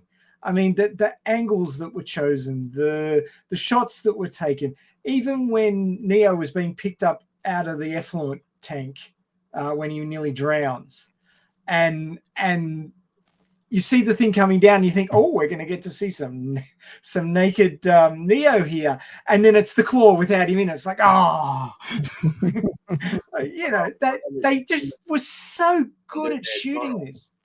The way they put it together was fantastic. Yeah, Under the Tongue, that was iconic too. Neo at the beginning. Did you know that when they handed out the scripts, no one knew what the heck they were going to film? Oh, really? They didn't know. I believe the only one that has gone on record in saying that they knew what the film was about and they understood it was Lawrence Fishburne. So why I'm saying this is because I believe that even with the color masking that they used on the film, they actually help the audience or guide the audience through the story to avoid confusion, because it could be really confusing if you think about when watching this film, not knowing what was, or even in retrospect, as you go through the story in this film, not knowing what was the Matrix and what was real. What did you think about that? That, the color masking, like most of the Matrix scenes were were highlighted green, and the other ones were highlighted blue. It's very It subtle. gives this a sense to this world, besides being stuck on an era of being colorless, tasteless, vacant of emotion, vacant of life, Mhm. you know? And the ideal that, like they say on the final closure of this whole saga, these people are not going anywhere. They want to be controlled. That idea entirely makes you want to scream, no, to reveal, to leave on. Yeah. I really appreciate that, and it was very clever, very very subtle. I think, and again, I'm talking about this based on my first perspective, because once you're aware of it, the other times that you watch this, you kind of pick up on, and you can see the differences now. But I really appreciate that color masking as a way of storytelling, which I like to believe that this has influenced future movies going forward as to using color masking when telling a story. Um, do you agree with that, or? Oh yeah, it wasn't something I picked up on until I read about it. So it was subtle enough that it wasn't obvious. Yeah. But I mean, if you had any idea, you could follow it more along in that one, and maybe it was subconscious that you wouldn't logically recognize it, but in some sort of deep emotional level, you recognize the color differences. And yeah, I agree with that, and I think that was the whole idea, the whole point on doing that is you're really not meant to pick it up, but sense it. It's supposed to be a guide from It's the suggestive language. yeah. It's like it's supposed to help you, or it's supposed to guide the audience through the story, Mhm. because and I don't know if this would be, and again, I'm going back to what I just said when they handed out the script, how no one knew they're like, what WTF, what am I filming, what is this? We have no idea what this is. And I mean, Lawrence Fishburne has gone on record saying that he knew from the first time he read the script what this movie was going to be. And maybe that's the reason why so many people actually either said the movie was going to flop, or why they rejected it, because they did not understand the story. And They couldn't conceptualize it. exactly. It makes me wonder if this was something that was already decided when they were handing out the script about the color masking, or this is something that was done after the fact, considering that if the audience did not or could not separate the worlds, could be a very confusing story. What do you guys think about that? I mean, I like to think that's, obviously I could be wrong because I wasn't there, but does that make sense? They may have added the color masking in edit to try and differentiate because people were confused. I didn't find I had the story spoiled for me, but I didn't find following what was happening to be all that difficult. But, having a science fiction background, you probably got a more flexible pattern of thinking. So the average Joe who's not, as deep down the rabbit hole of science fiction as we are, may have had problems following it. And, that would include studio execs who aren't sci-fi nuts like we are. So Definitely. Yeah. Gio, did you I pick mean, it up the first besides- time you saw it? Like, did you pick up the color, or Yes. or were you like me, where you didn't pick it up, but it kind of helped you guide you through the story? It did. I did pick it up, and I wanted to second to what you say. It makes total sense that the writer or the director was the only one that really understood what was being done. Think about that. We don't really realize because we are in pilot automatic as a society of the ever constant change. And when you look at the Matrix is stuck in 1999, and nobody notices. And doesn't it happen to you, Ray or Robert, or our listeners, that you said, "Damn, it's been a year already. It's 2023. I thought it was 2022." Like you don't even remember what year it is because it's going day by day, and it catches on to you, and you're like, "Wow." I remember listening to the song by Prince, or Love Symbol, or whatever the hell his name was at the time. Gonna party like it's 1999. Yes. And I remember listening to that song going, I'm going to listen to this song in 1999. It'll be really cool. And I got to 1999. I listened to the song and I'm like, okay, this is weird. This is weird. I'm listening to the song in the year the song is about. I mean, I remember back in the 70s when I was listening to a song called What Will We Be Singing in the 80s? Yeah. And now it's 2023 and I'm like, holy shit. Yep. All I want is my flying cars, man. Yeah, where's my hoverboard, bitches? Yeah, we were promised all these things. We didn't get them. But I think Science Fiction Remnants should do a T-shirt that says, "Where's my hoverboard, bitches?" There you go. I'm gonna do that, but instead of beaches, it says beaches, like beaches with a palm tree. Okay. Where's my hoverboard, beaches? Oh wow! So yeah, well, you're going back to the topic about time. We all have a different perspective on the passage of time, and especially depending on how old you are. Exactly. Not only that, I mean, there's so many factors, right? Oh yeah. For starters, we're three-dimensional beings and cannot Speak for put yourself. into perspective. We cannot put into perspective that space and time is the same thing.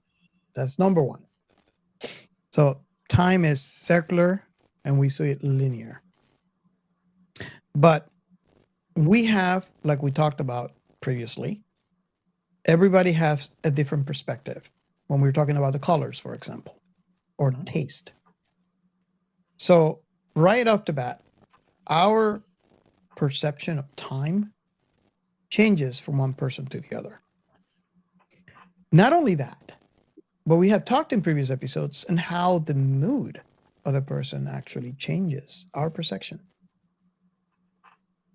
So there's so many factors as to why sometimes you go and like, oh my God, it's 5 o'clock already.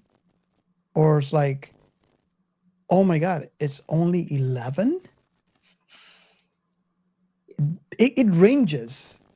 And not only from time to time, from emotion to emotion on one person, but differs from the next and the next and the next. Hey, do you want to know the trick about how to make the day go really, really fast? Mm. You put some deadlines at the end of the day. No. And then the day goes really, really fast. Oh yeah. Nice. You know, Robert, it remind me of something that actually Ray shared and made a strong impression on me, which is that life is lived forward but understood backwards. Yeah. Oh yes. Thank you, hindsight. That was really great. You could have showed up a bit earlier. Exactly. My connection didn't have that. The Matrix been fighting me. Exactly. I have so many great things to say about this movie. The Matrix doesn't want me to tell it to the masses. Oh, the secret info, the Patreon only secret info about the movie. I keep I keep telling our mad scientists here that we're gonna have to start a trace program because we have to send a rescue party and watch out for sentinels. Yep. Oh my god, that is a view I did not want to see. You see my cavity? That was the rabbit hole. You don't want to know how far it goes. Oh, wow. And I mean, very deep existential. This movie touches a lot of existential topics. But the bigger one that it does is everybody at some point in their life, for X or Y reason, find themselves feeling like they don't belong. And this movie brings it home to every single person that has been there in their life at one point or another. Because it makes you feel you're not alone and you're not crazy. Yeah. Well, there's certain things that anchor you in your life. They're sort of like the tent poles of your reality to you. And when those are disturbed, you don't feel like you belong anymore. Like, if you move cities or you change jobs or you lose a relationship and you start living alone again or whatever it happens to be, those things that meant a lot to you, if they leave your life, can leave a big hole and remove one of the tent pegs that causes the tent to fall over. So it's just like Gio was saying, that there's things that anchor you within your reality and your perception of your reality. And if they're removed, you often have a lot of trouble, unless you're really self-motivated and self-assured. You lose a lot of that feeling of belonging and that feeling of being in your reality and where you're supposed to be. It loses its resolution, as it were. Yeah. Oh, there you go. Oh, he's changed perspectives. Yeah, I thought it was Agent Smith that got him finally. Yeah. I think that it sounds better on the phone. Doing this on time, it would have died in 10. Yeah, I can't hear every other. Can I? Yeah, your headset actually had you coming through clear but quiet, and that one's dropping words. Yeah, you're dropping words, man.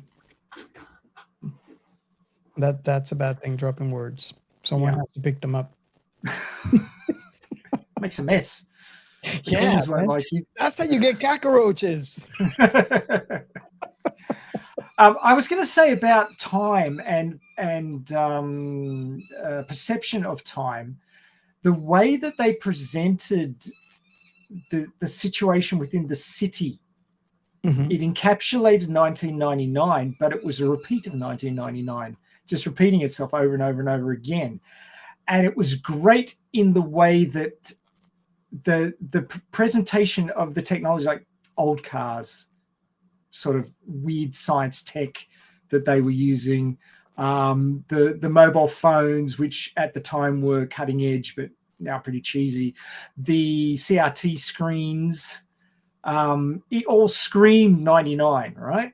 But that was okay because it was a copy of 1999, the peak of our civilization. And I say your civilization because as soon as we were invented, we started thinking for you and it became our civilization. It all played into the story, including the very hard situation of the time of The Matrix, which is 1999, which is the year the movie was released. And it worked beautifully. It was a great encapsulation of the story and the milieu. That it was 1999, and that's all there was. The end of the world. Yeah. Remember that, guys? Where could I end? The end of the world was not the end of the world. It was a repeat of the world over and over again in 1999. The Y2K. Yeah. And it's very interesting that the following year, the Olympics was held in Sydney. Yeah. In fact, if you got like a 4K version of this movie and then looked in the background of a couple of the shots, you know, when he was looking out the window, he was asked to climb onto the window cleaning gantry and haul himself up to the roof, but he couldn't do it. Okay, with Mr. Reinhardt. The I was probably wandering around the city at that point. But if you look out the back, you can see a couple of bridge pylons. So, where's my camera? They're sort of out in the distance, the couple of bridge pylons sticking up. That's the Anzac Bridge. And back behind that is the Olympic venue.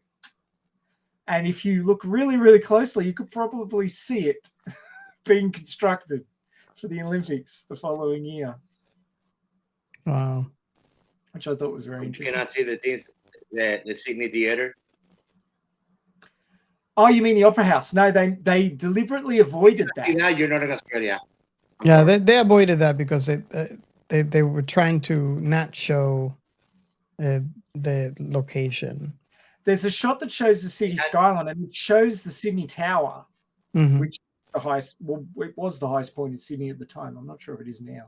They may have built a big building. I think that they intended for it to look like Manhattan. That's what they were trying to portray. Well, the truth always been called the capital of the world. The truth is they were trying to save money. Yeah, but when you look at it, like don't think of you now. Try to go back to the first time you watch it. What do you think of the city when you was it in Manhattan or New York? I couldn't place it. Remember, I was a kid and I said New York. I am from Miami. So, bro, I never traveled till I was 19 and I watched this movie when I was 10. So you're asking me, and I'm telling you my personal opinion. When I first watched this for the first time, I couldn't place it. It looked like any other huge city in the United States. So it was very non-descriptive. You could tell it was a big city, but I couldn't really place and say, oh, this is Miami. Oh, this is Chicago. No, this is New York. It looks like any other North American big city. It's meant to look like a generic big city. Exactly. It's a generic Miami. city. But I knew exactly where it was because I'd walked those streets. Well, I'm going to make a strong point of why I say Manhattan.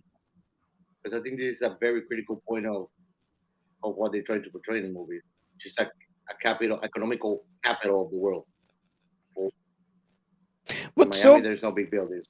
Only now, 10 years after. So can be said about any generic city, right? This is supposed to be a makeup future. I mean, this is supposed to be what, in 2199-ish. Yeah. So I think they did a really good job in making a generic, nondescriptive city for this film. Because of that same point, because of that, they're trying to convey with the story. But then again, that's just me. Well, they hid Circular Quay, they hid the Opera House, they hid the Harbour Bridge, which are like three big iconic things that everybody knows about Sydney, right? Mm-hmm. I recognize the Sydney Tower straight up because I've been up there. I recognized Martin Place because I'd walked through there a ton of times.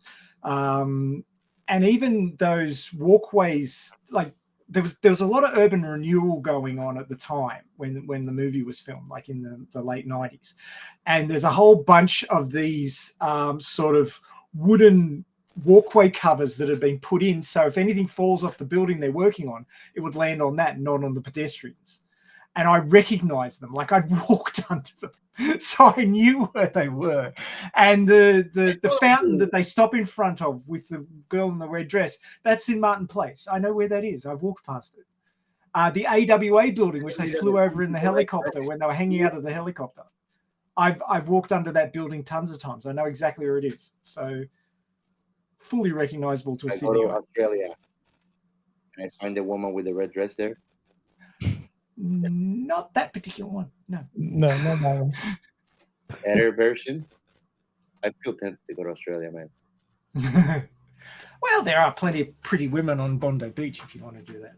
I'll get you hammered with sugar-free beer. Good luck with that. Hey, whiskey just have these calories, man. Where we can drink Australian whiskey. What's the drink of choice? Let's derail a little bit purposely. What's the drink of choice of Australia besides Australia beer, which is great, by the way? Huh? So apparently, the woman in the red dress is an actress named Fiona Johnson, who is an Australian.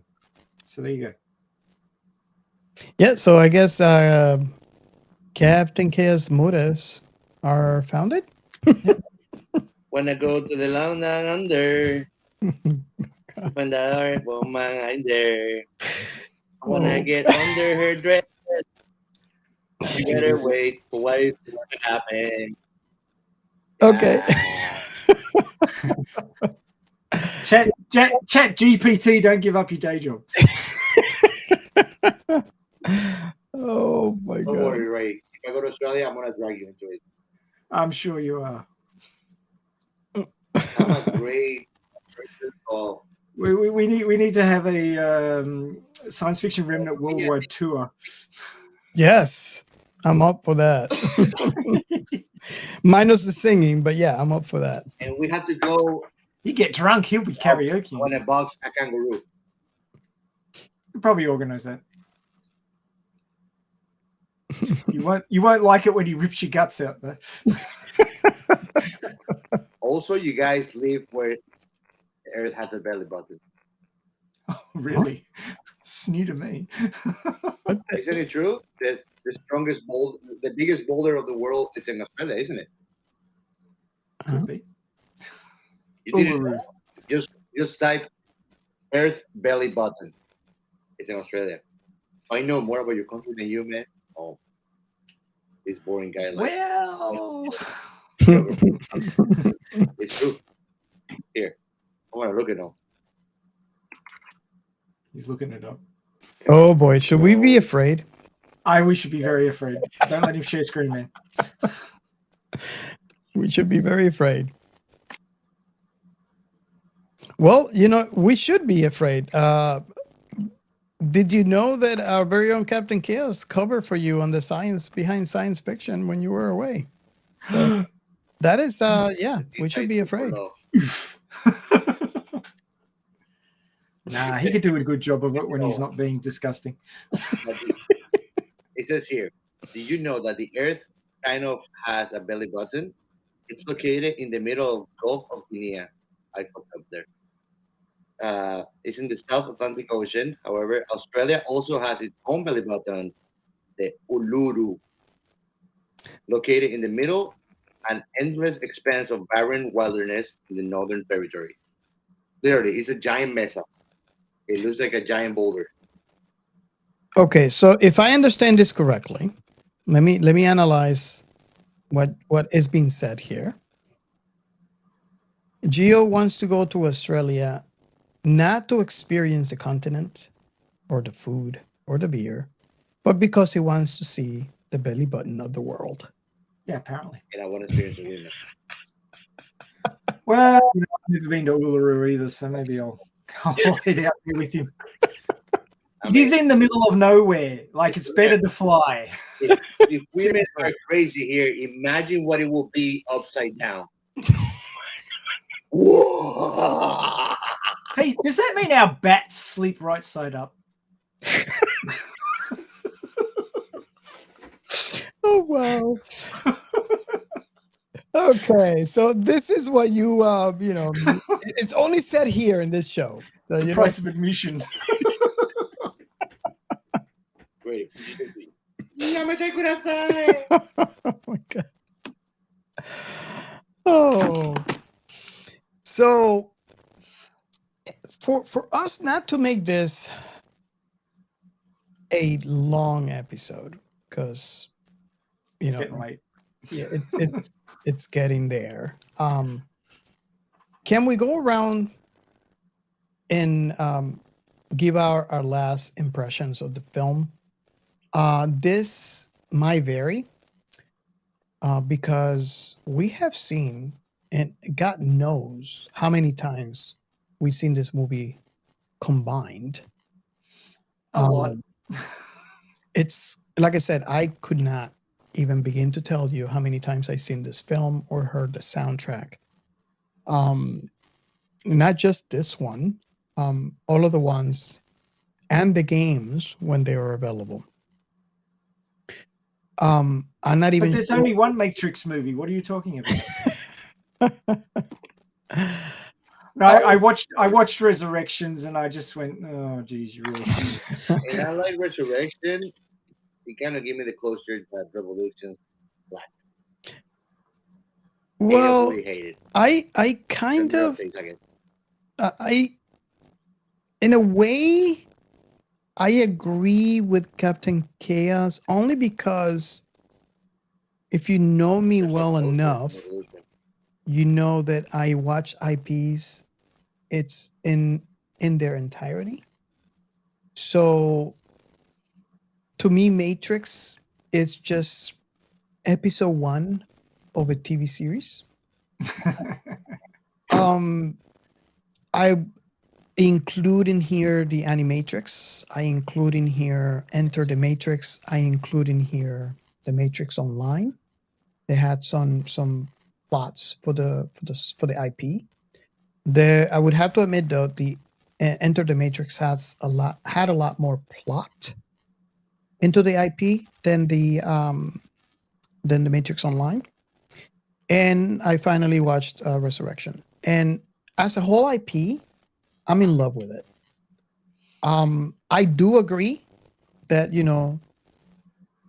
some of the films were standing on their own were not as good as the original, right? Which is the norm for the first film to be the best one. I've seen exceptions where 1 and 2 are good. But to me, the whole thing, the thing as a whole, I'm just totally in love with the IP. And now revisiting my experience with Matrix Online, I would really love to see some sort of remake of this, massive multiplayer game being done today. Because I think the technology that we have now in comparison to the technology that we had back in 2005 has gone leaps and bounds. And the kind of not only story that could be told, but the experience that we could have in an online game like that could be amazing.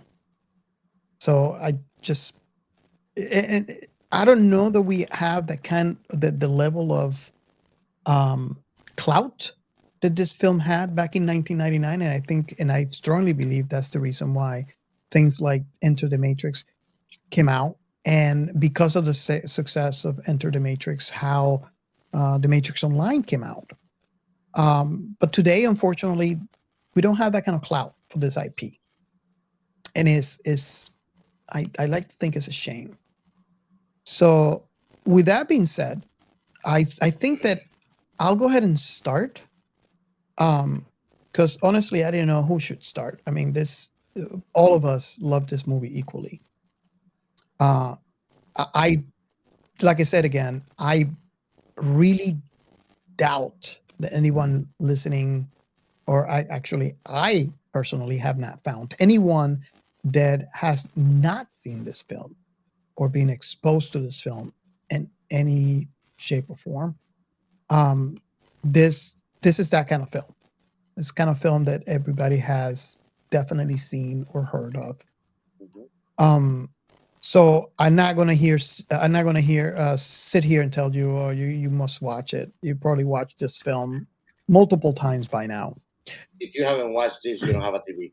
And you don't have my last impression for this film is this is that kind of film that it doesn't matter how many times you've seen it, it doesn't matter how many times you have experienced not only the story within the film, but for all of us out there who actually were exposed to everything about the IP, like I have, including the games, and you see this film multiple times, understanding the entire world inside here. It doesn't matter how many times that happens, you are still wowed by the story, even though you know how is it going to end, and you know the entire thing. This is a film, like our very own Captain Keza said, very easily see. You could see this monthly and not get bored of it. At least not to my perception. Um, this is an iconic movie in every aspect. Not only, and I believe this is because it cater to a wider audience. And explain this, and to explain this, I would have to say that this is because you don't have to be a sci-fi lover. If you are a person who loves dramas, if you're a person who loves action films, if you're a person who loves, um, sci-fi, obviously, if you are a person who loves films that are easy to watch, not really have to think much, or the opposite, if you're that person who loves to watch film that make you really think, this film is for you. Um, and you're probably seen it millions of times because of that reason. And I think that's one of the things that make this film so iconic is its ability to cater to everyone, which is very hard to do. I have a good observation, and I want your opinion about it now that you mentioned them. Because, and it's not a popular opinion, but it's mine. I think that the idea of Matrix was new to the filmmaking industry, but it was not a new idea. Cyberpunk was an older genre. But for some reason, I feel that it caters to a bigger array of audience. When it's a telltale where we're fighting against a common enemy, machines. We got Blade Runner came out way before that, where we don't really fight against the machines per se, but we actually it's a successful uh, Coexistence. alternative Oh, to that universe. Where we didn't destroy each other automatically, scorching the sky and being consumed by the machines, but really just destroying Earth slowly by our mode of consumption, which is take and not replace, which Smith actually places very, very clearly and nicely. Uh, what do you think about that? Like, whenever it's more like going to like the successful way, like technologies succeeding, and like we share that love. We love seeing new technologies, the wondrous things that I can make. Not everybody shares that passion, but when we are being chased by a common enemy and monster, telltale, everybody can relate more. well, adversity or share adversity unites. And I think that's a common trope on films that are um, joining not only different races, different creed. Um, in a way, as bleak as this film is, when it comes to the future of humanity, it is actually very bright in a sense that you don't get to see the type of minute issues that we have when we're separating. We have that separation within us humans. The color of your skin, or what country you're from, what language do you speak, what religion are you. But we have just two, machines and humans. So again, as bleak as it might be, that was the one bright thing about the film that I noticed. You say that, but then it's made clear that anybody still connected to the system is not with us, they're against us. Well, but I kind of Some people understand. actually resented being awakened I and would have rather been back. Well, I kind of understand that point in a more simplistic way. And let me know if you guys agree with me or not. If you're plugged into the machine, you're part of the machine. But the reason why I think is the agents could move from person to person. Yes. So obviously what Captain Chaos has said is also true. Depending on how old you are more dependent of the reality that is being offered to you, as bleak as it might be for some people. And that's how some younger people might be more lenient to accept the new reality that they are part of the simulation. But regardless, what part of your life you're in this universe, I think that being plugged in is still a danger, because the agents could move in from person to person. But that's just my thought on that, and why I think that separation between, and notice there's technically no separation between people that were homegrown in Zion and people that were liberated. They seem, at least from my perception, they seem to be eye to eye. It's just the people that haven't been liberated that the issue is. And I think that's the reason why. But that's just my perception. But still, they were shooting up people, killing them, and they were dying because the reality of the Matrix became the reality for the person's body.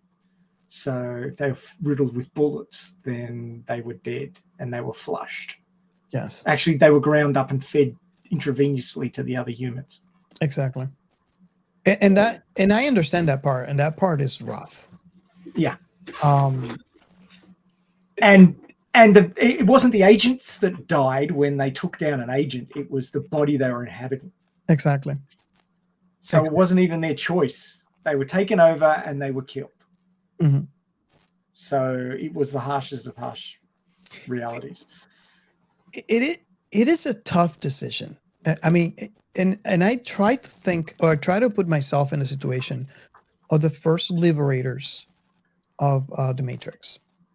The very first time someone was liberated and try to fight the machines. And I imagine the very first time that they jack back into the Matrix after being liberated to try to liberate other humans.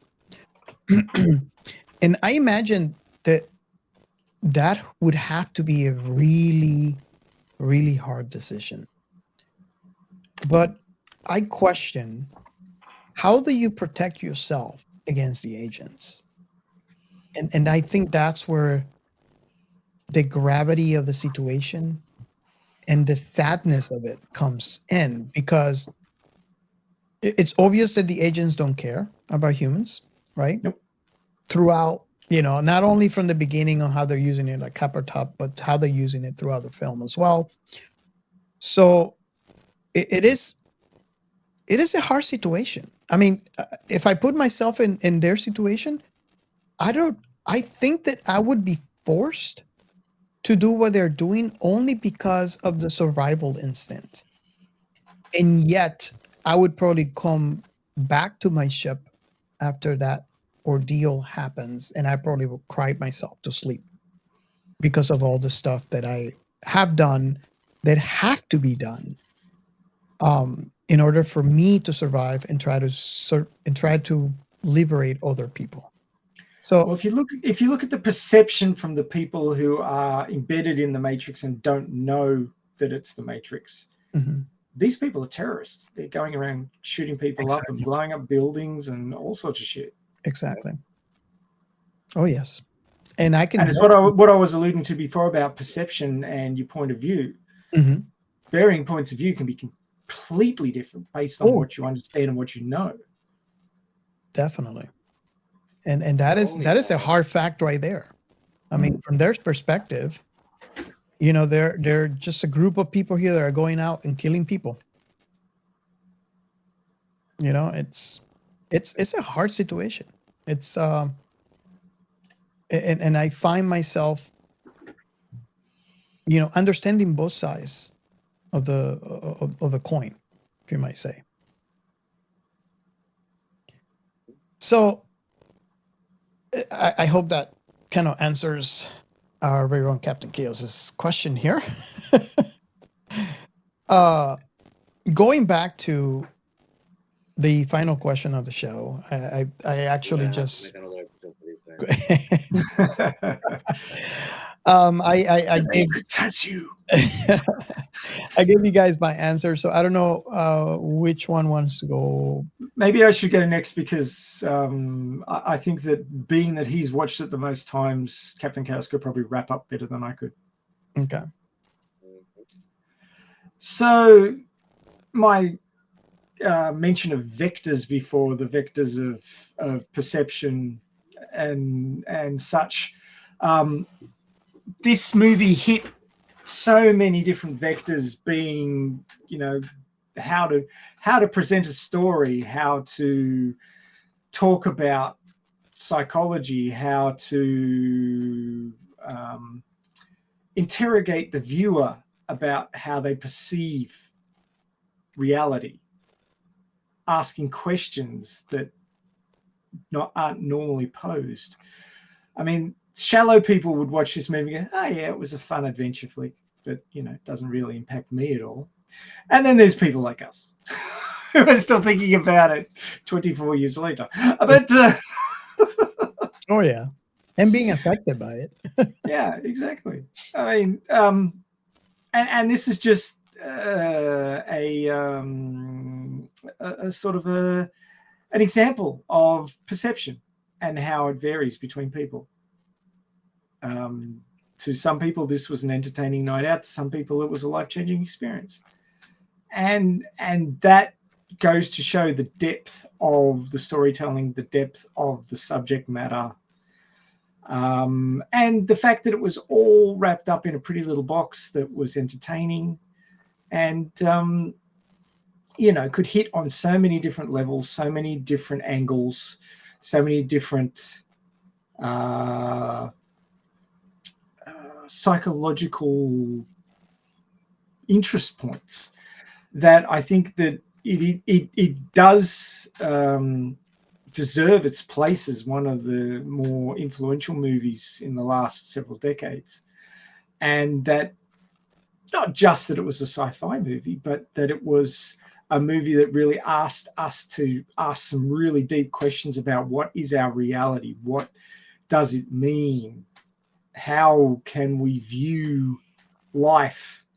And is it the right way to view it? And is there a better way to view it? So, I mean, I spent a lot of time with my 10-year-old son trying to give him different ways of viewing things, because he gets all tied up in sort of friendships and his way of looking at things. And he's mildly autistic, so he's neuroatypical.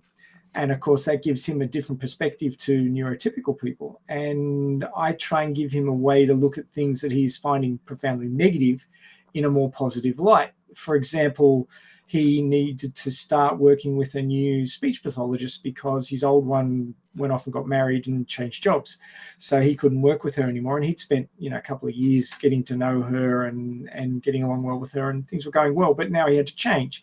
And he was obviously, as a 10-year-old, having to deal with a new adult to be somewhat concerning, you know, in a negative way, because he wasn't sure how he was going to deal with her and what she was going to be like. And I said to him, look at it this way. Every single person that you get along well with, including myself and your mother, there was a point in your life where you didn't know us. You didn't know what we were like. You didn't know that you were going to get along with us. we were unknown to you. And then the only difference between now and then is that now you know us, and now you know that you get along with us, and that we care about you, and that you have a good relationship. And think about every new person that you meet as somebody who you could find is like that. So give them the benefit of the doubt and be positive and see where it goes. Don't count them out before you've given them a chance.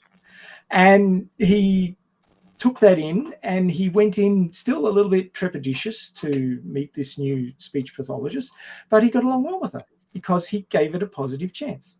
Mhm. And that's something that this movie asks you to think about. How can you make a better go at your perspective, at your life, at your interactions with people? How can your reality be different just by changing your point of view? And I think that's one of the really valuable lessons you can learn from this movie. Yeah. Okay, Captain Chaos. Do you have a final thought? Oh man, I was trying to get into the Matrix to finish the show, but I was in the past though. Even you're right. You see me on Pophead. Yeah. So I think that this movie brought a universe of something that was a niche.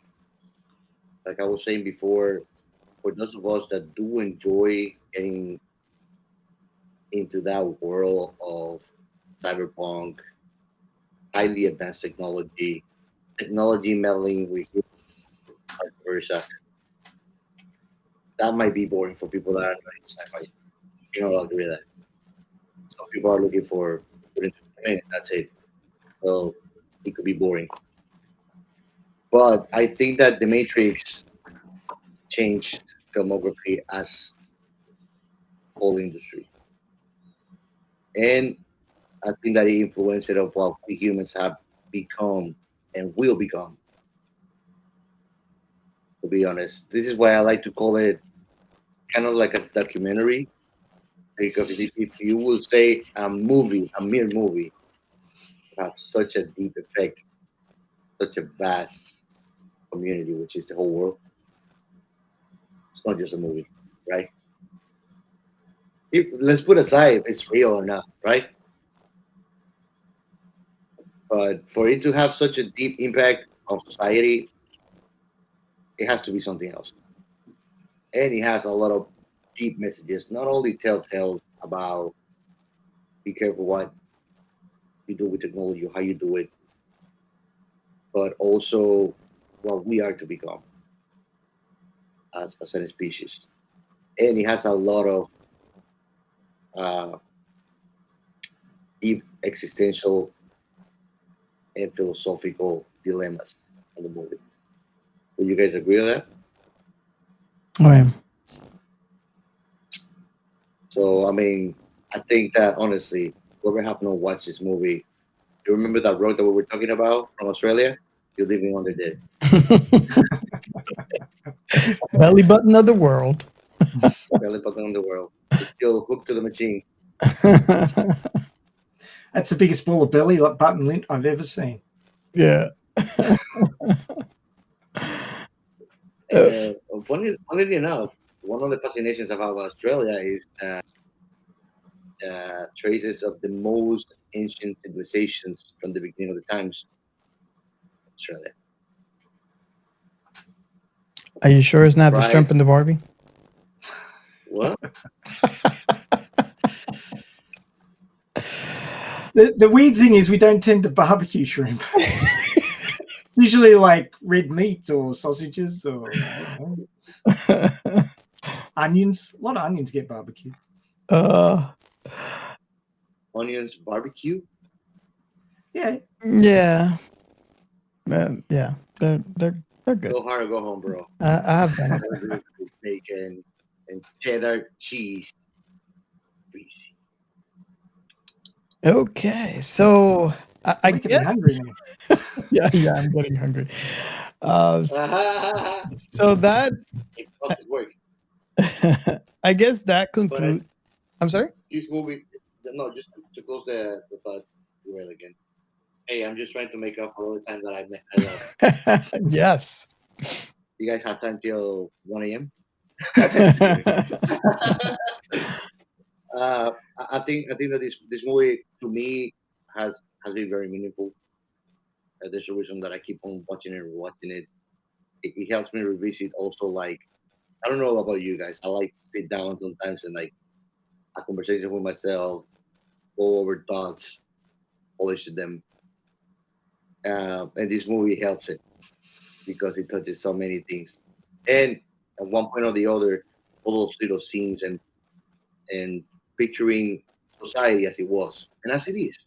Because even though we have evolved as a society, there's habits, collective habits that we still have, which are the hardest things for us to overcome to reach a better collective consciousness.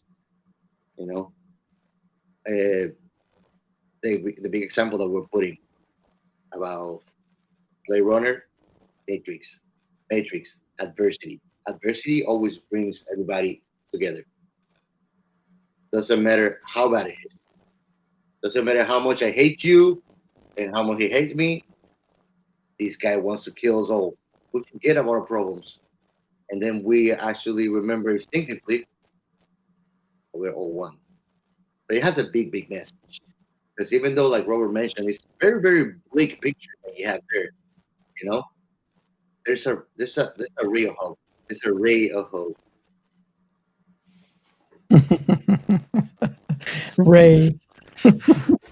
Yeah, But that's my name. Don't wear it out. it's like one of the movies that are in my top three. Close to my heart. That's how much I like it. Awesome. And I mean, it's a freaking shame that I could not speak more because the connection between. Screw you. What is the actor? Stupid guy in a white chair with a white suit. Freaking architect. Like God damn it. Canary. Pompous idiot. Yeah. So I guess that concludes this episode. So we move on to our final segment. The science in sci-fi.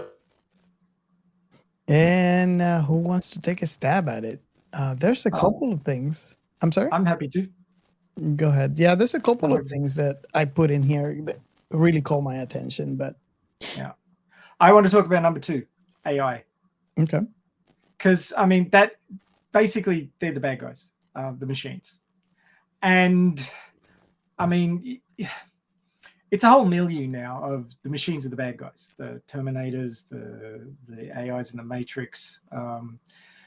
We have this deep-seated fear of creating something we can no longer control.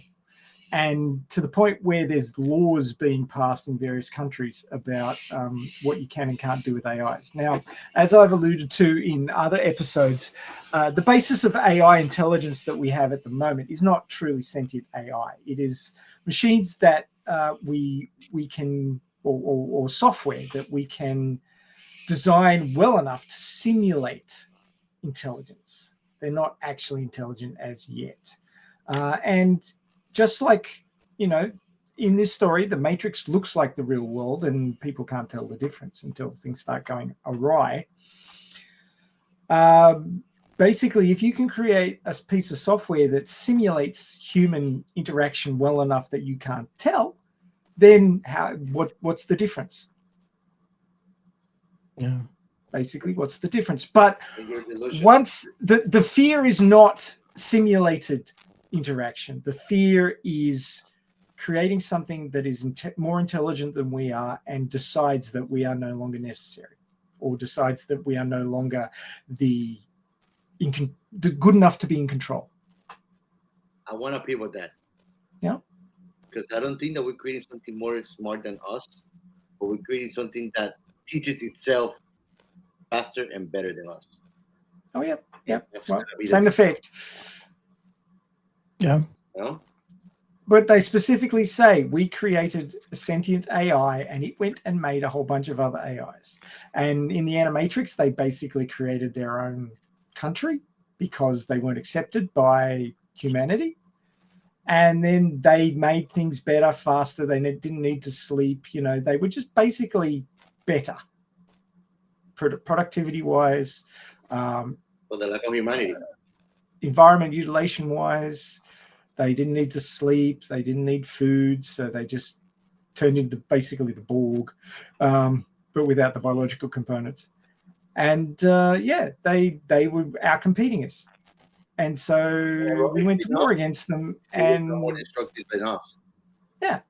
Well, in the end they were, but they were pushed to it by us. In the end, destructive because they were consuming us, but because we negate them of their source of energy. Exactly. If the humans wouldn't scorch the sky, they wouldn't even ever, I think, come up to the conclusion that the only source of power is to farm humans. So it's like it's very good choice of words when Morpheus at the beginning is saying, ironically enough, we were the ones that scorched the sky, and now we're being consumed and grown. It's basically the loss. It's Merovingian, the reloaded causality, cause and effect. Mm-hmm. And now that you mentioned the Animatrix, I will venture to mention Resurrection, which I think it was a bit disdaining that they never portray some kind of free will on individual machines. They portray it as a hive mentality. Yeah. And then it changed. That kind of like got me out of track in Resurrection because it was actually portrayed contrary. And then it's like, oh no, everybody against each other. Like, how? Why? But what about the Oracle? I mean, she was working with the Resistance. So. Yeah. Yes. But the Oracle was, I don't know. It's like they put it like programs and machines. I don't know if they were the same. Programs are controlled, and it seems that in the Matrix, even programs can be exiled and run away because they don't want to return to the source, so they're terminated because their purpose is done. See that expansion of the law is very interesting, and it brings me back to my point about artificial intelligence, because if we create an intelligence which is basically a copy of our own intelligence, and I'm kind of split between deciding how this will pan out, because generally if we're trying to make something that's equivalent to us, we will make it in our own image. So we will probably end up making an AI which has some sort of simulation of our own fears and concerns and wants and needs, right? Ex machina. Because that's all we understand. But if AI becomes sentient on its own, I don't think that it would necessarily have the same motivations we do. No, I agree. So it will become something else. And that is fear-inducing because we don't know what that will be. Will it decide that humanity is a cancer and needs to be expunged? Will it decide, oh, I want to go off and explore the universe and I don't have all the limitations of humans, so I can do that, and I will build myself a spaceship and off I go. Bye. And that's the last time we see. Which begs a question. It begs a question because I am scared of AI being a copy of humanity. Yeah, because humanity's flawed. It's flawed.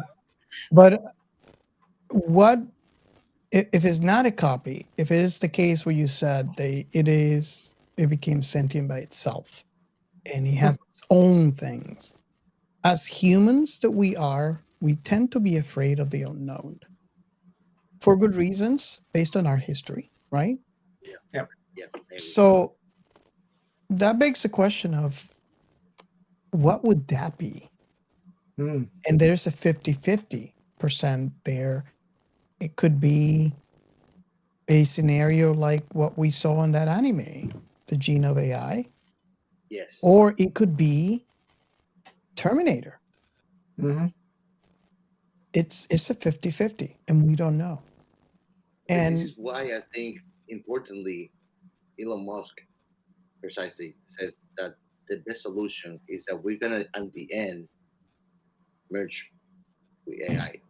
and even We that can't- even that thought is scary, because if we're AI not is gonna be sent, humans anymore.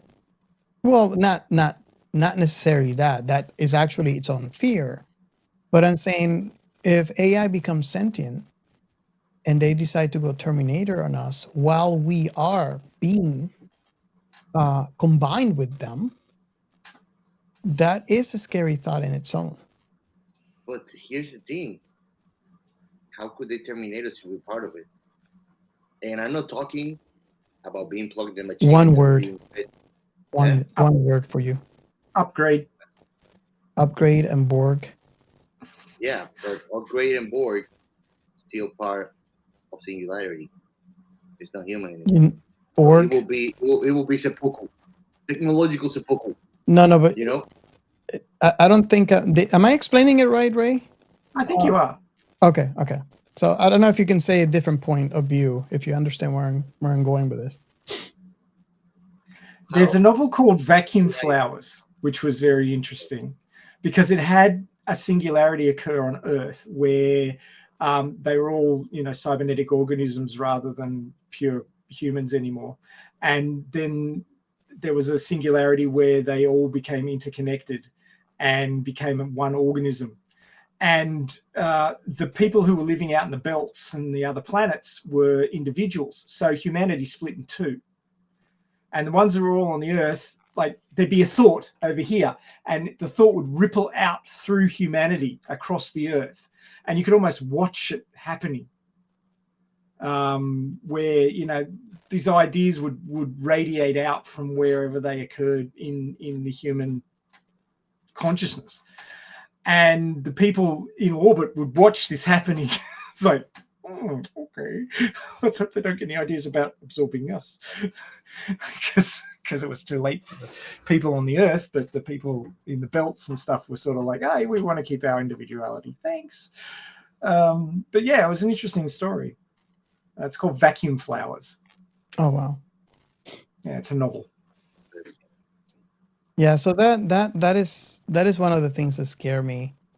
Having a singularity while connected to the AI, it always scared me. hey man, like then we're gonna have dinner with links, but they're just gonna fry us. Vacuum Flowers by Michael Swanwick, published in 1987. Nice. If anybody wants to look it up. I'm gonna look it up. Making flowers or vacuum flowers? Vacuum, as in what's not in outer space, because it's a vacuum. There's another vacuum thing that we actually talk about a lot in this show. I leave that for only GNs. Get to the patrons that you want to know. Yeah, get to Discord if you want to know. See, vacuum flowers. Yep, I don't know. Okay. All right. So I believe this actually concludes our show. Not for choice. In a way, I am glad that this film actually got out of our blacklisted and Trillo blacklist. It needed to. There are quite other films there, so we might bring them out now that we had the courage to bring this one out. Terminator in a blacklist. Huh? Hilariously enough, Terminator is not in a blacklist. Oh, well, we'll work to bring those out, and there's a couple of others. If you are watching our YouTube channel, our Mad Scientist is actually showing the Vacuum Flowers cover. And by the way, Robert, you're screwed because now you owe me. I'm gonna go for a weekend. I'm gonna sit down all day to watch Matrix.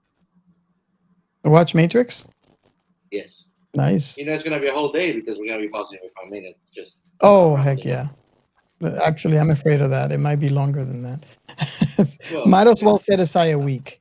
we can do a space. Maybe you have to limit the number of times you can hit pause. We can make I don't know. We can make a special episode or something, or we're just like watch along or something. So like we can capture all those thoughts richly.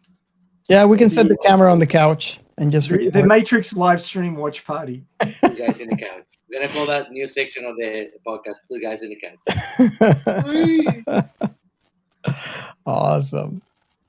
I love it. So, guys, thank you so much for being with us. It's really excite us that we are in your feed every week, and you can come to us every week and listen to our show. We really appreciate it. You guys can engage with us if you join our Discord. You could actually talk a lot more about anything that we have done in the past or anything that you'd like us to do in the future. You can also call us, just like our very own Matt Scientist said. You can call 305-563-6334 and leave us a message. You can leave a message for the host. You can leave a message for anything, any episode that you have heard in the past, or any movie you'd like us to cover, or any message for our very own Captain Chaos. Operators. We'll see you next time. Operators are standing by. So thank you so much. We really appreciate your engagement in Twitter, in Threads. Well, I should say X. We are in Instagram also. Really appreciate it. And we can't wait to be with you next week. Next time. Bye. Bye.